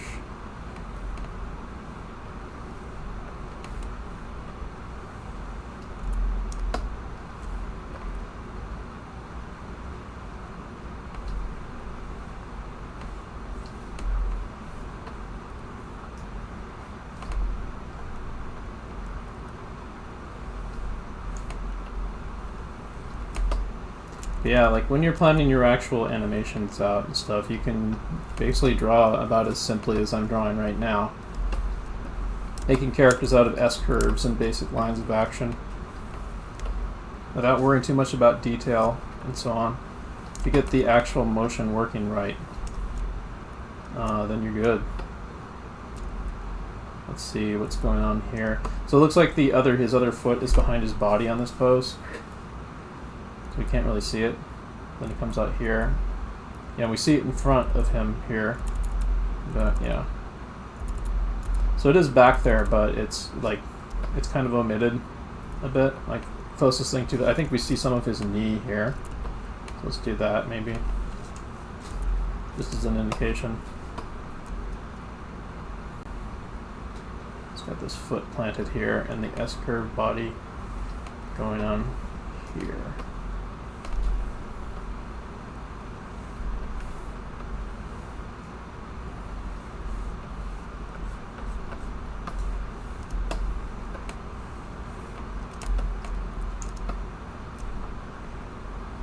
And I really like this pose. Like, this is a really fun pose. Like you can feel the force of the curve of his body coming down to plant the heel of his foot right there.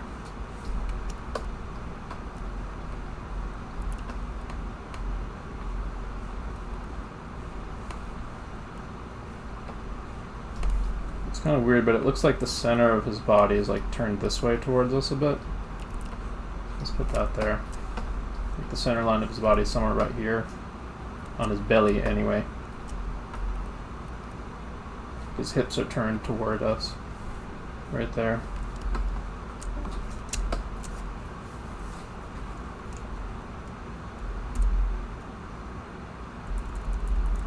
So I need just one more frame here. Once we get the line of actions down, we'll add some of the structure stuff that's going on here.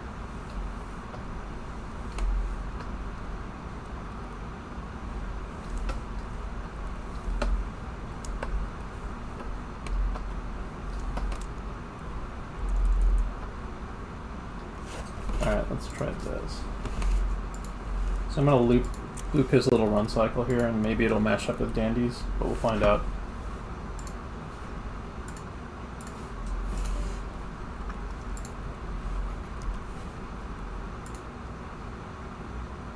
Yep.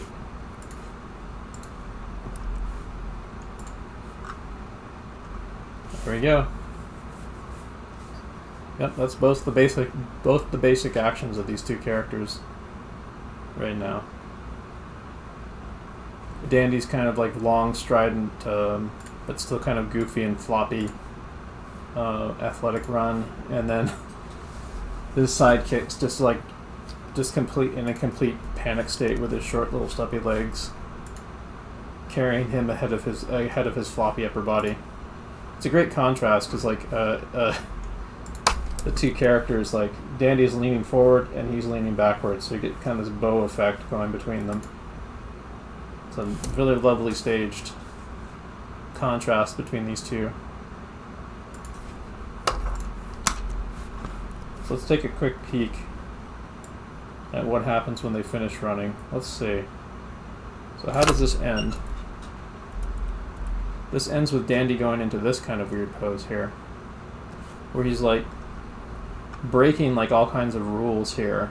The animator's like breaking all kinds of rules here about how he's turning his body and everything. But it's fine. it reads really great in motion. Like, I mean, look at that. That's a crazy, crazy pose.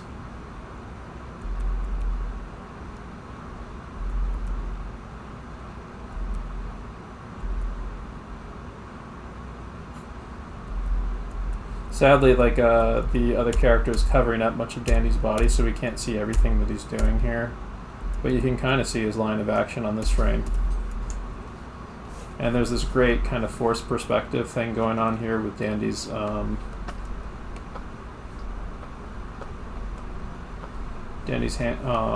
going in the background back there, growing towards us here. I wish we could see more of the body here on this shot, but taking what we can get, we can at least glean this much of this kind of forced perspective thing going on here.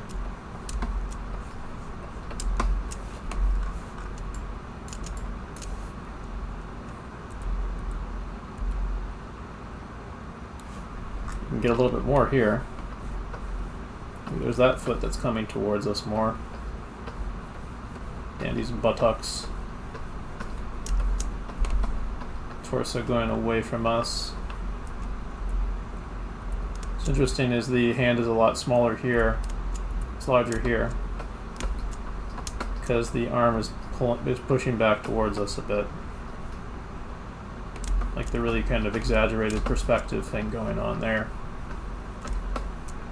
It's kind of vibed itself back to there from how the animator was vibing with playing with an exaggerating, distorting perspective. Like, this is someone who understands the rules of perspective, but is also breaking them in like really stylized ways.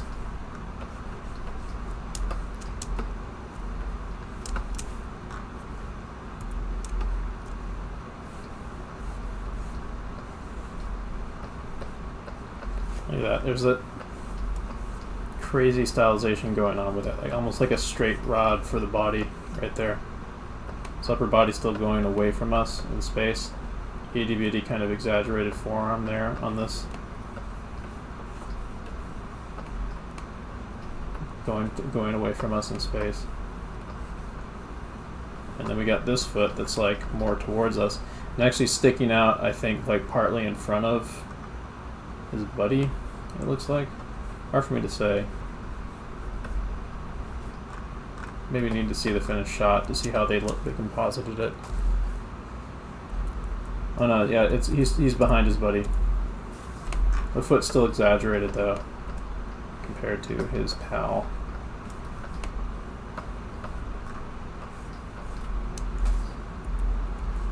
Same frame.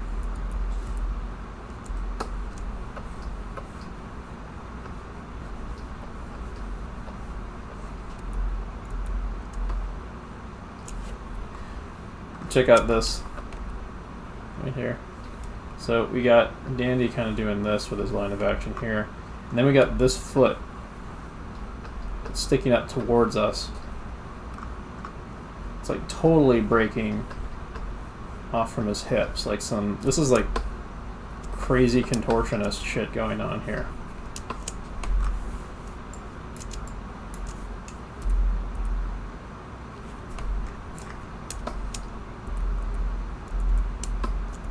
Here's planting in both his feet for that frame. If you notice, it follows the same rules of walk and run cycles. Like he's traveling at roughly the same-ish rate, even though he's like kind of accelerating, decelerating from the turnaround here. But like, here's his heel planted down here. It's moving in that direction in 3D space. So his heel comes up.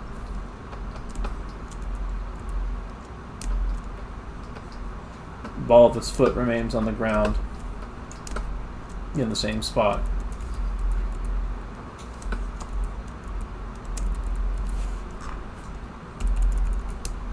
Getting more of his body covering. He looks like his body looks like almost like a goose right here.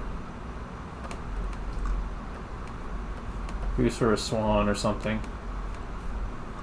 like that. It's almost like a ducktail back there.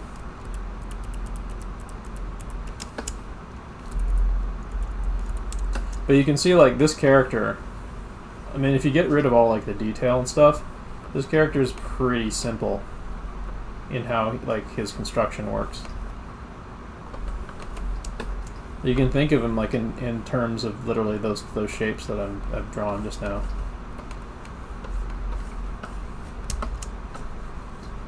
Let's plant some feet under him. Like an animator who's trying to work out how this character is moving in certain shots would just think of him in terms of really simple posing first, before even caring about any of the detail.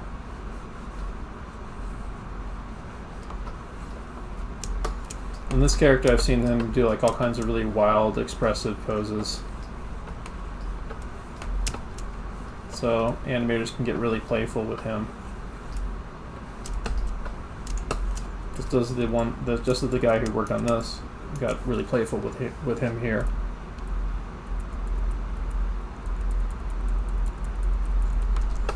Yeah, from the full shot right here, there's like an actual background and perspective that they're leaning against here.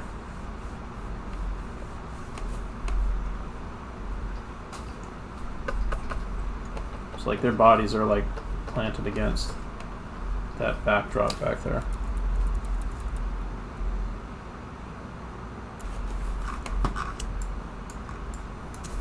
But yeah, I mean, I wanted to go over that because I think this is a great transition into some of the stuff we're going to be covering in the future. When so I don't know if I'm going to be teaching a direct animation class just yet, because I kind of need to figure out what the curriculum is that I'm going to use. But I want to do more workshops kind of like this throughout the week, where we pick like some Sakuga Buru stuff or like existing animation stuff and analyze it the same way. Draw from it, draw on top of it, try to reinterpret it, learn what we can from it, and maybe I'll try our own version of some of the ideas that are in it. Like Pigeon, who I think is still here with us. Let me check.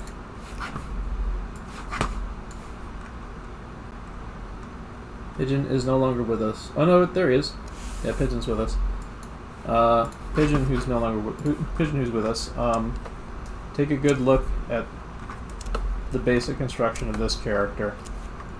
Like, before you worry about any details, for your character, worry about this and getting this right. Like don't waste time with additional details on your pigeon character and stuff. I'd even like omit the wings and stuff. Just like keep your characters really, really simple.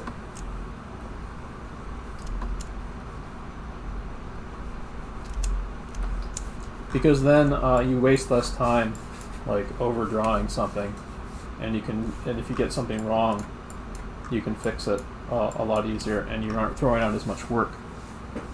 So I want you to try to draw really simple and keep stuff rough, so you can play with it before you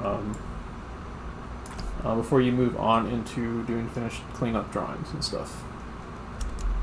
So a lot of this, also another thing, like you kind of, the stage that your character design is at right now is kind of overcomplicating things for you. Like, here, let me bring it up to show what I'm talking about.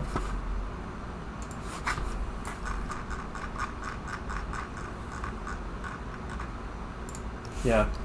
So, what's going on here is there's stuff happening here that should be tracking on like a cylinder that I told you about the other day, and like the way that the wings are constructed, and they should be kind of curved over the body and so on.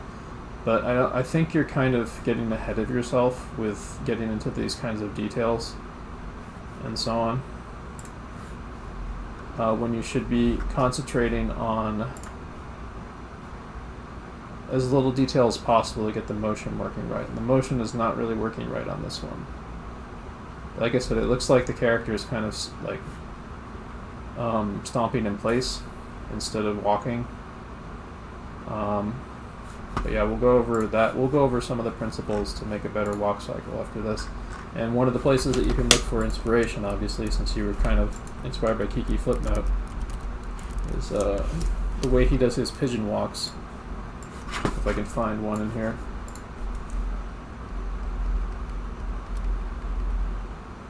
There we go.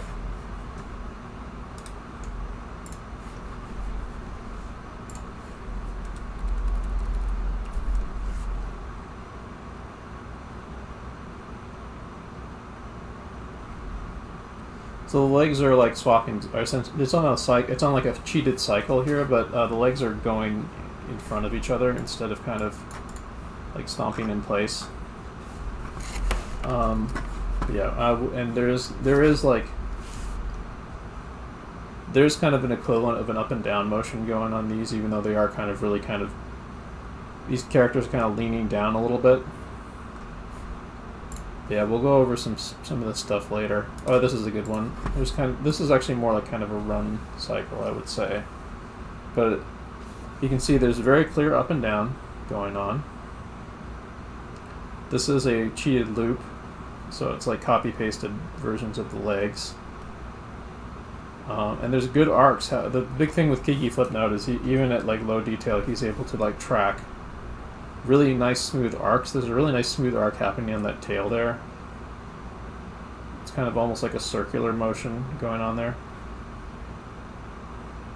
Wait, there is actually instead of, I think he is copy pasting the legs, but there is a kind of a back and forth swing to that wing there that kind of like he's able to imply that the character is turning its body left and right as it's running, by kind of putting this wing in a bit of an arc. So he's able to use that as like a way to kind of cheat that, which I think is kind of interesting. But anyway, yeah, like try to keep things really simple when you're animating. Don't overdraw.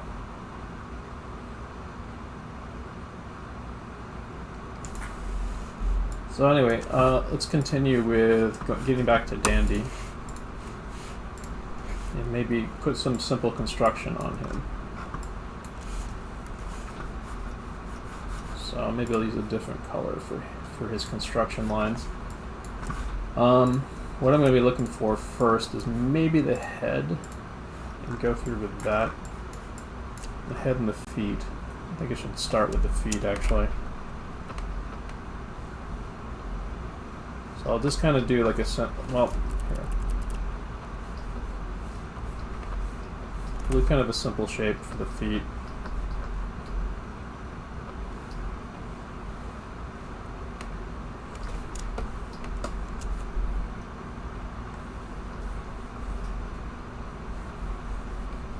Kind of approximate about where I think his feet are. And keep them simple shapes. And let's do the feet and maybe the box for the hips. So we see the front of his hips here.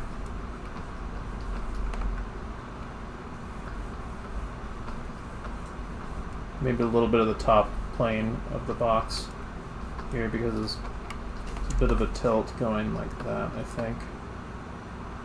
Let's see, maybe there's something else that I want to add. I'll at least put like simple shapes in place for where the positions of his hands are.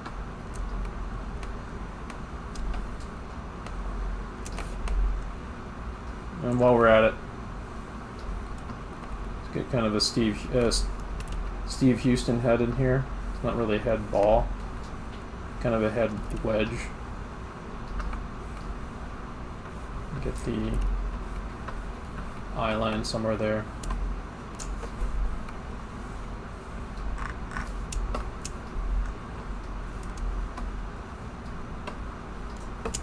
And let's maybe get the egg shape of the rib cage. First, I think his shoulder tilt is about like this, so add that. Kind of approximate where his rib cage is in the structure of the character pose here. Alright, now that I got this, I can maybe go back through, take a blue line, kind of connect it up some of the stuff.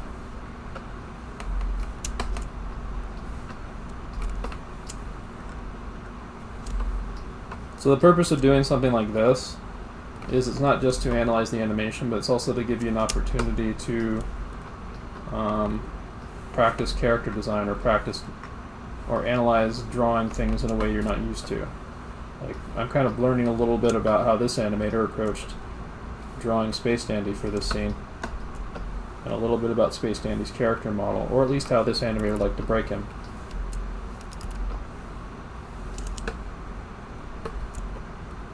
Oh, that reminds me. So there's two pals of mine, Doig and Swifty. They're also known by they're of the group Knights of the Light Table. They are doing a thing tomorrow on Saturday that I strongly recommend people check out. They're going to be talking about Harmony animation stuff, and they're going to be doing kind of a roundtable thing with the Powerhouse Animation director Patrick Standard, who is a pal of theirs, who is also one of the people who runs Knights of the Light Table. They're also going to be nerding out over a bunch of Rise of Teenage Mutant Ninja Turtles animation that they've gotten really enthused over lately. But they're extremely talented, extremely skilled animators and directors and stuff, and I strongly recommend checking them out. They are pals of mine and really cool people, very approachable. They actually do live critiques and weekly challenges of animation artwork. I will direct people more to them, but here's their Twitch. Here. Let's see here. Swifty Twitch. There you go. Their Twitch is Doig Swift. Here it is right here. I'll link that one in chat, but I'm going to give them a plug. They're really cool folks.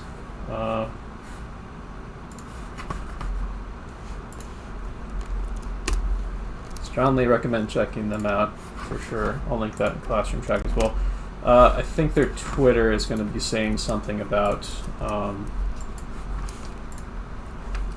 when that stuff is going on tomorrow, the exact time.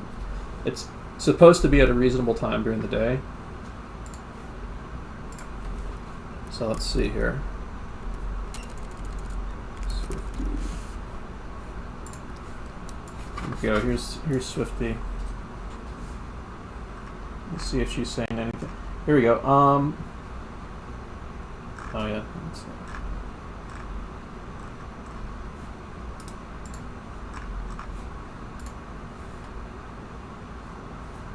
I'm not following this account on my art account for some reason.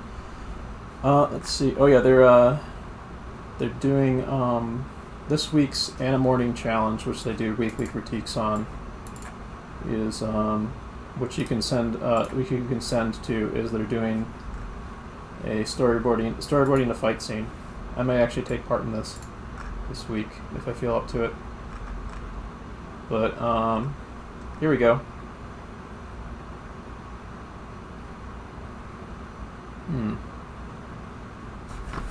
What this is no, this was a couple days ago. Okay, this was not the thing that they're doing Saturday. The thing that they're doing Saturday is they're going to be meeting up with Patrick Stannard sometime and talking over Rise of Teenage Mutant Ninja Turtles stuff sometime Saturday.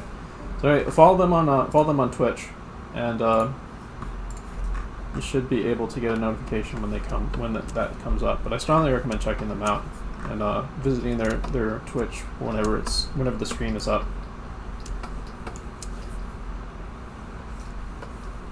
So we'll get through some more of this. I'm going to be using some of the principles I've been teaching about in my figure drawing class to kind of do a study of this with the draw over stuff. Like, I kind of started with a line of action, and now I'm going over with kind of like these concentric, or these parallel lines here that I can then cut into, showing like the structure of things. Like, the basic way to create structure is to draw two parallel lines, usually in like a kind of a curve like this, for different limbs or other things like that. And then the instant way to create structure is to add an endpoint, like I add kind of a cubic endpoint there. You can also add a endpoint that's like a cylinder there. That's instant structure. And you can go further and you can add like a kind of a center line or something like this. There, and now we know what side this thing is when it's facing us.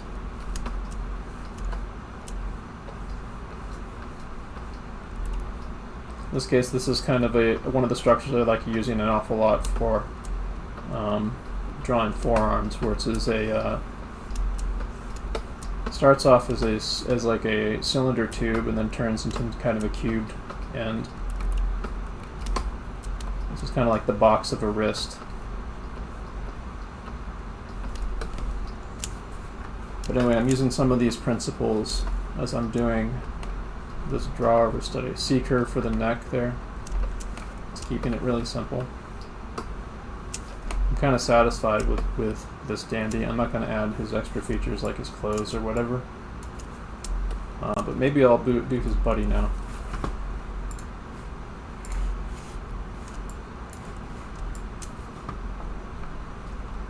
So let's re-enable him again. Maybe use red lines for him. Or actually no, let's use black lines again for the structure. So let's see here. So there definitely is like a sense of, there is some sense of anatomy going on under him, I think. But it's all also very cartoony, especially in this shot. But it's there. I kind of feel like that he has hip bones or something, even though this is going all toony and bendy. So an interesting thing that's happening with this, the shoe is actually pointed slightly towards us from how the animator drew it a little bit. Is how it feels. Like, this character without his shoes would have like very kind of basic, I think, paw feet or something. So they have this like kind of ridiculous design where he has like these huge sandals that are over the top of his feet, and they have they serve a purpose of looking goofy and flopping around and giving him like weird potential for like weird walks. But they also show what direction his feet are pointing more than like a little basic cat paw would. So it's kind of playing off like the floppy feet of a very like goofy, Disney's Goofy, I mean, foot might have. Dandy actually has a little bit of that going on. It's very kind of angular looking feet too.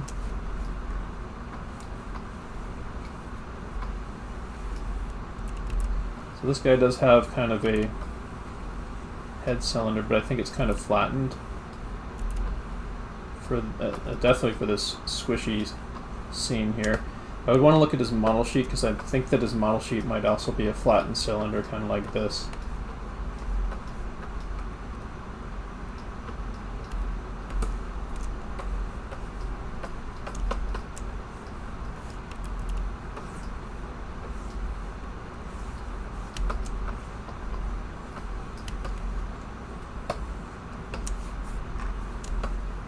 Yeah, this character also has a rib cage, so this needs to be taken into account there.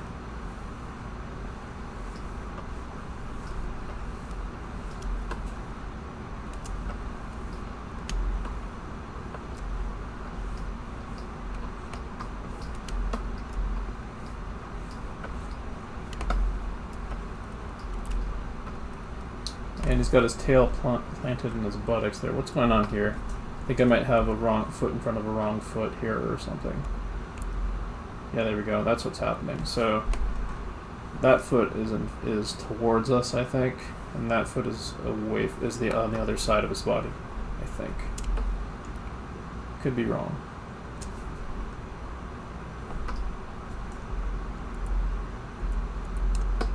Okay, that's his outer foot. This is his outer foot. That's his inner foot. That's what's happening. So this tail is in front of his back thigh here.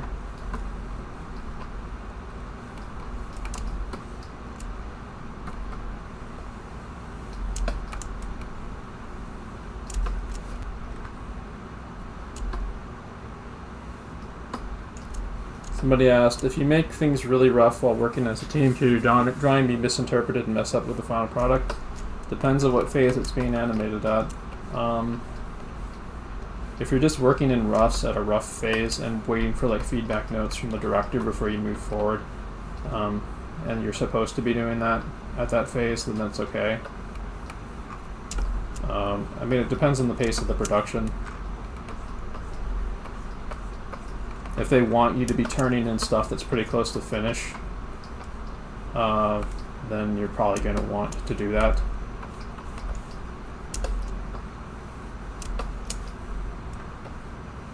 Really depends on the production. Like, there's different paces for like TV and feature too. TV tends to want faster turnover rate at higher volume.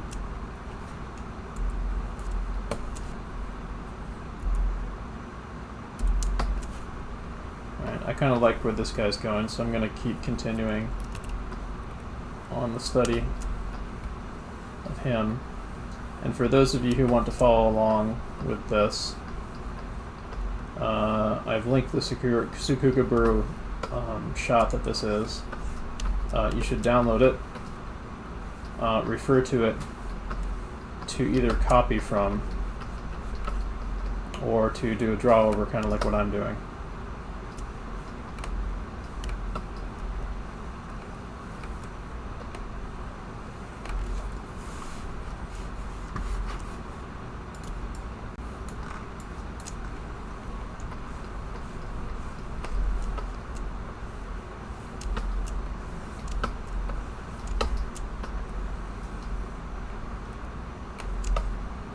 So my goal right now is I'm trying to vibe with the big stuff, like the big shapes that are making this into a shot. So what's interesting about one way I could see potentially if I was animating this character of handling these feet is think of the foot as a simple kind of full object like that, and then just carve this into it for the gap that occurs here between his foot. Between his leg and his itty bitty foot and the sandal that he's got.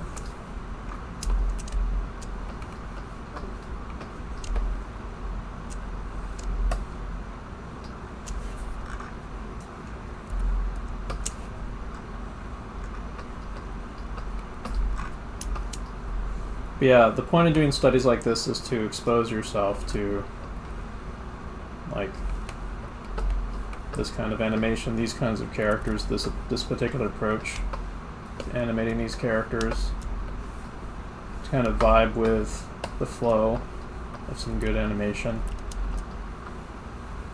Think about it. Think about what problems the animator may have had to solve. Think about problems in your own work that you might want to solve, maybe using some of what you're picking up on from this while doing this drawer like this.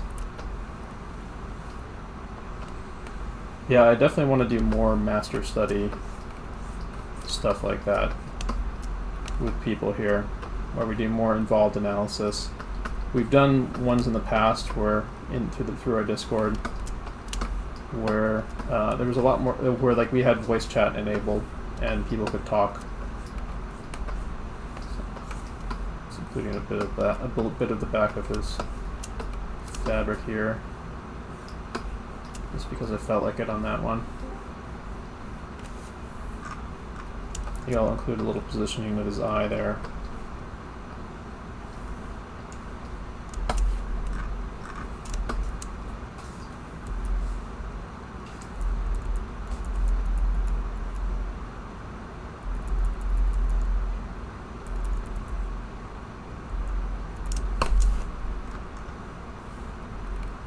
I'm going to do the rest of him. What time is it? It is 7:50. We will give this roughly another 20 minutes or so, I would say, 20 to 25 minutes of studying from this before we call it an evening. I'll go over some additional things before we go.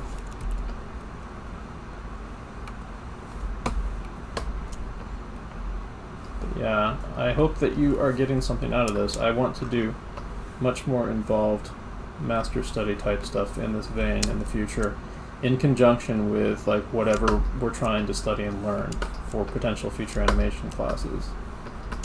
What I'm looking at right now is I may not be teaching animation next week, but I'm not sure, and I might still run something like what we're doing right now, where we pick stuff from Sakugaburo and study it. Let's see here. Getting a little tangled up in this thing here.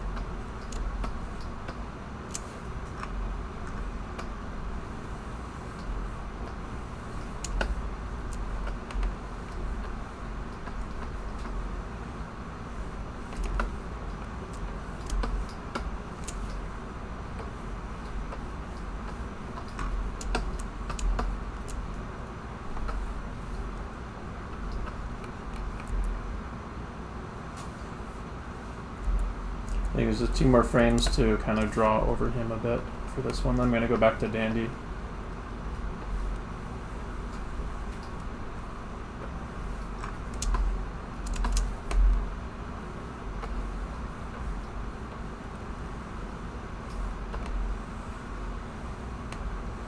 But if you notice, I'm kind of like playing with distorting his volumes, because that's kind of what the animator did.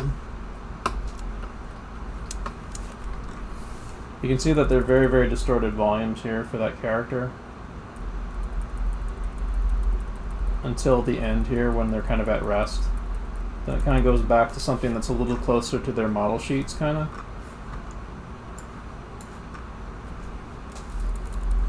So you, in a lot of stuff like this, you can like go way outside the model sheets, depending on the scene.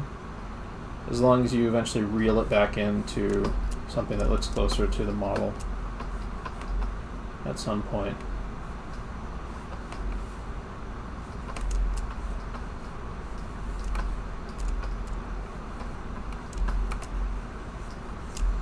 And the reason for that is to use where it returns to its original shape as kind of an anchoring point. So you can have something go wild, and then when it's at rest, or a character go wild, and then when they're at rest, they return to their original shape. You'll see that happen in Warner Brothers cartoons a lot too. Like Bugs Bunny or Daffy Duck or whatever, just like flips the fuck out and gets really, really distorted. Or like Wile E. Coyote gets kind of like mangled or broken apart into pieces or something. And but they eventually return to their original shape, sometimes in another scene, sometimes in the same shot.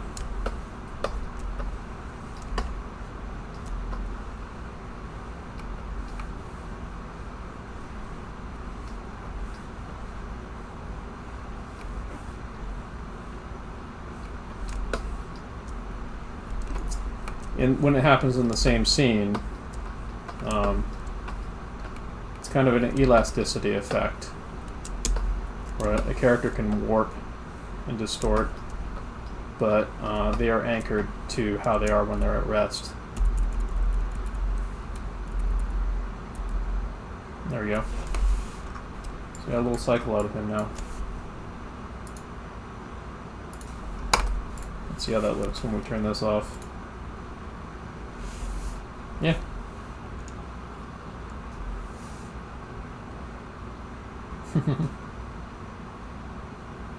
I could try putting Astropug on something like this. Like, I don't know. Let's grab a frame here, like this one. Let's try maybe drawing a quick experimental drawing of putting Astropug on this run.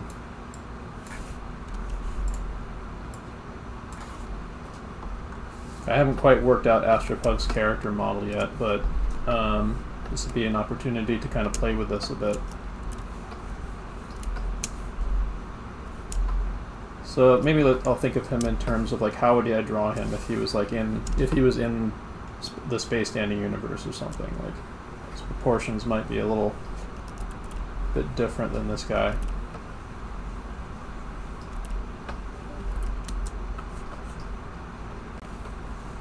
Let's use what I got here as a starting point a little bit, and explore a little bit.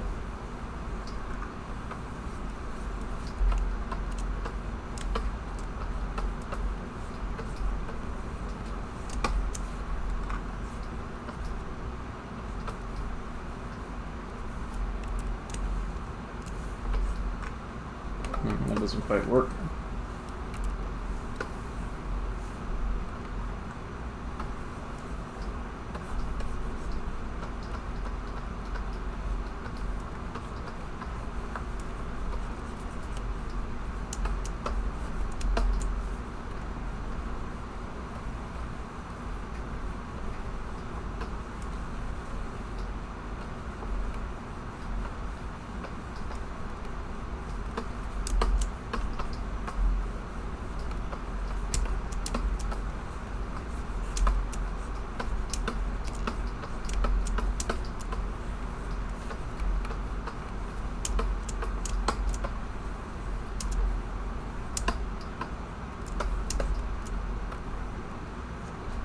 I think that can be pushed back a little bit more.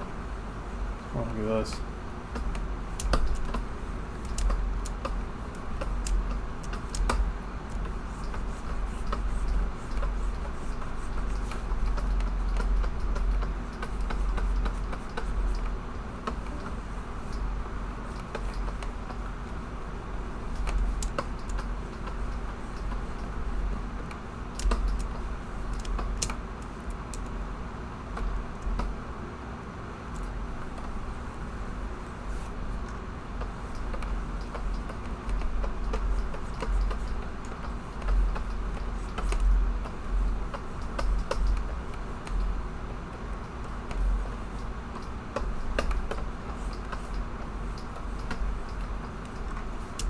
He is a pug, so maybe his wrinkled skin would be getting blown back a bit.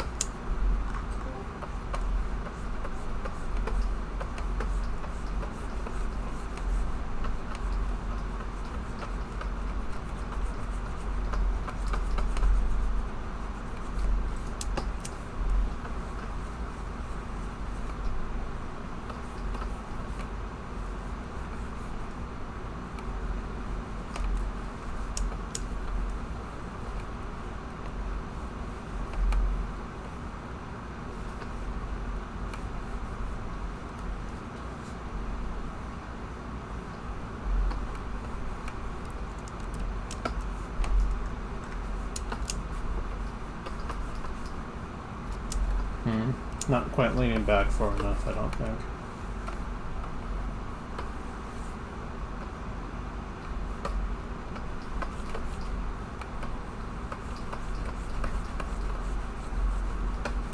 Of course, he'd probably have like stubby little legs, so...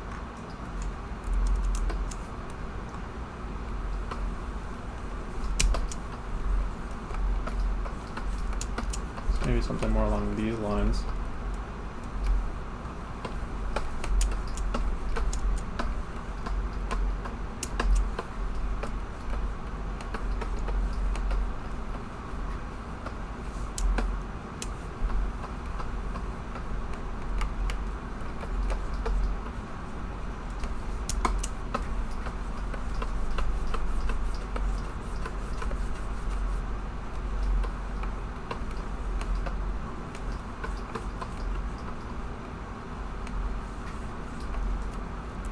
Too sure about that back leg.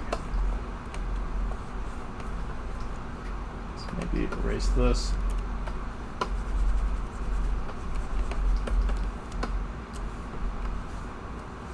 I think we're getting somewhere a little bit.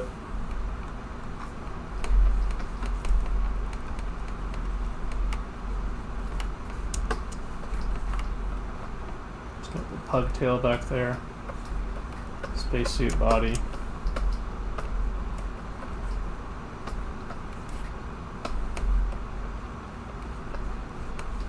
Squishy pug muzzle, triangular ears going back.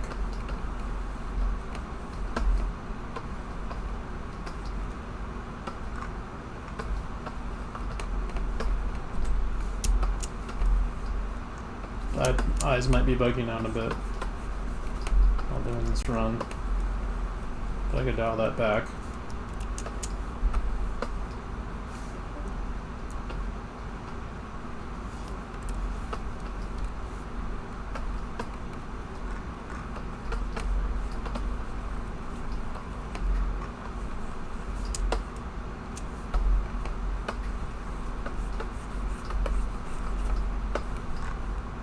I got a very rough, expressive pose, kind of riffing off what I was studying a little bit. And I can play with that some more later. But yeah, I'll disable that for now and get back to the study.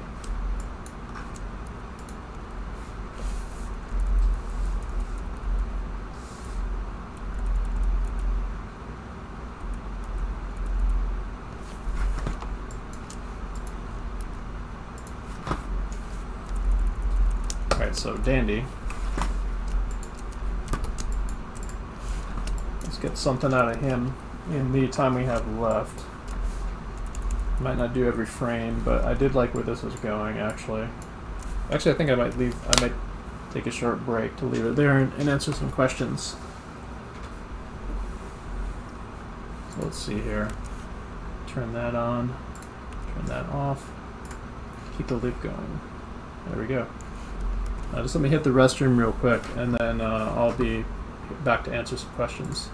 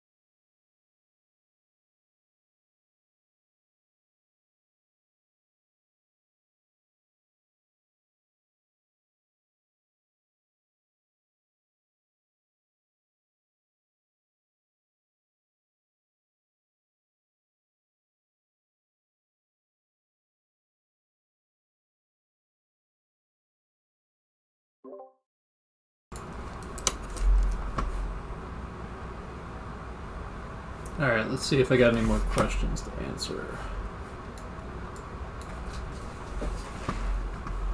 Yeah, the workshop does seem like a good idea. I like the idea of opening up the mic for those because we can get good banter back and forth on analyzing stuff. That worked out really well for the last few times I did that. Also, like for future sessions, like I'm thinking the way I have things planned out now. Everything throughout the week right now is going to be head drawing, gesture drawing for animators, figure drawing in anatomy, and animal drawing. But I'm looking at, in addition to that, I'm going to be doing a animator peer pressure group, basically, in the Discord, where I'm going to be encouraging people to hang out in the animator room, in the animator corner, down here. The purpose of that is I want to get people who want to become animators here, or who are animators here, to hang out and to kind of peer pressure each other into being diligent about practicing animation. So look for me hanging out in the animator corner a lot. I'll be there to answer questions and to vibe with other people and to work on stuff.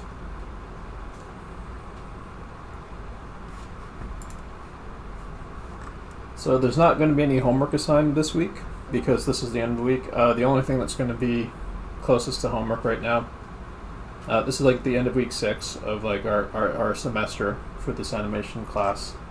So the other thing that I'm going to assign is polish up your walk cycles a little bit more, and we're going to try to get them submitted and compiled together. Be sure to put them in the animation class here. Make sure that they're a .mov file, so then I can compile them together easier. But yeah, keep on the lookout. I'm still kind of rough drafting what my next semester's class schedule is going to be like. This was my first semester of like trial and erroring how to teach stuff, and I'm looking at re-examining the way I teach animation to something that's a little bit more kind of a formula, a more of a well-constructed curriculum. But we got a good dip of our ways into doing a lot of walk cycles. And walk cycles are a great way for animators to get a workout in for animating. And there's a lot of first-timer walk cycle people that I've seen who've been putting in the effort, and it really shows. So I'm going to be kind of thinking and like problem solving about how to retool how I do animation classes, and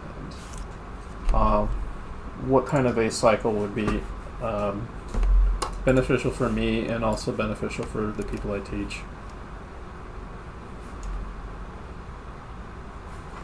But right now, it's looking at the way I'm looking at things right now. I think doing impromptu workshops, kind of in this vein, combined with core figure drawing and some animal drawing, would be a good combo.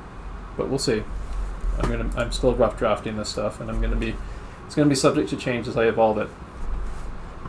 My goal is, of course, to like make awesome drawing and animation and get better at it, and also get better at teaching it.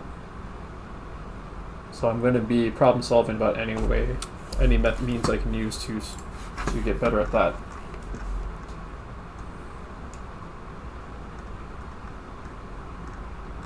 All right, let's see. Does anyone have any questions that I might have missed? If so, that I can pick them out now. If you can repost them.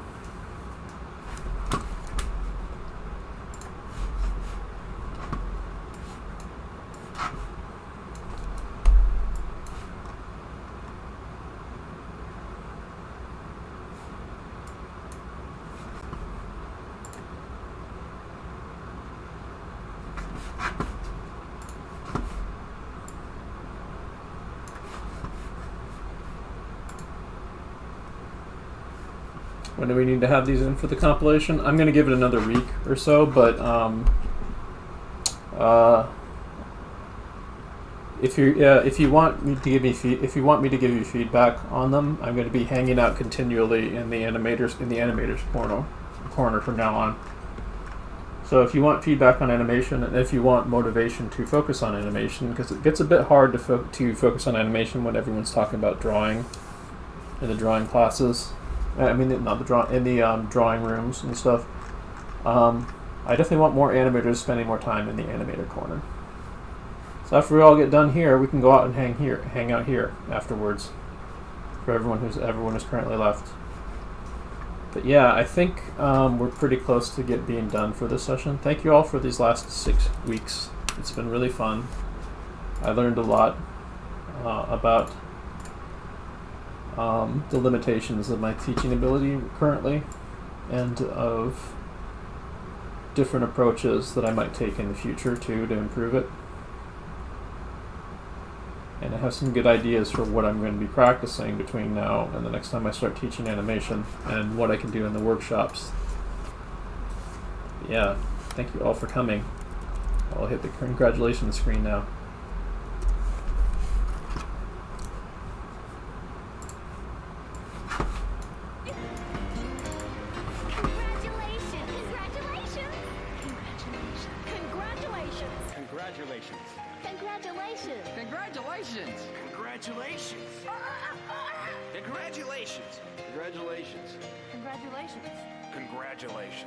Congratulations. Thank you all.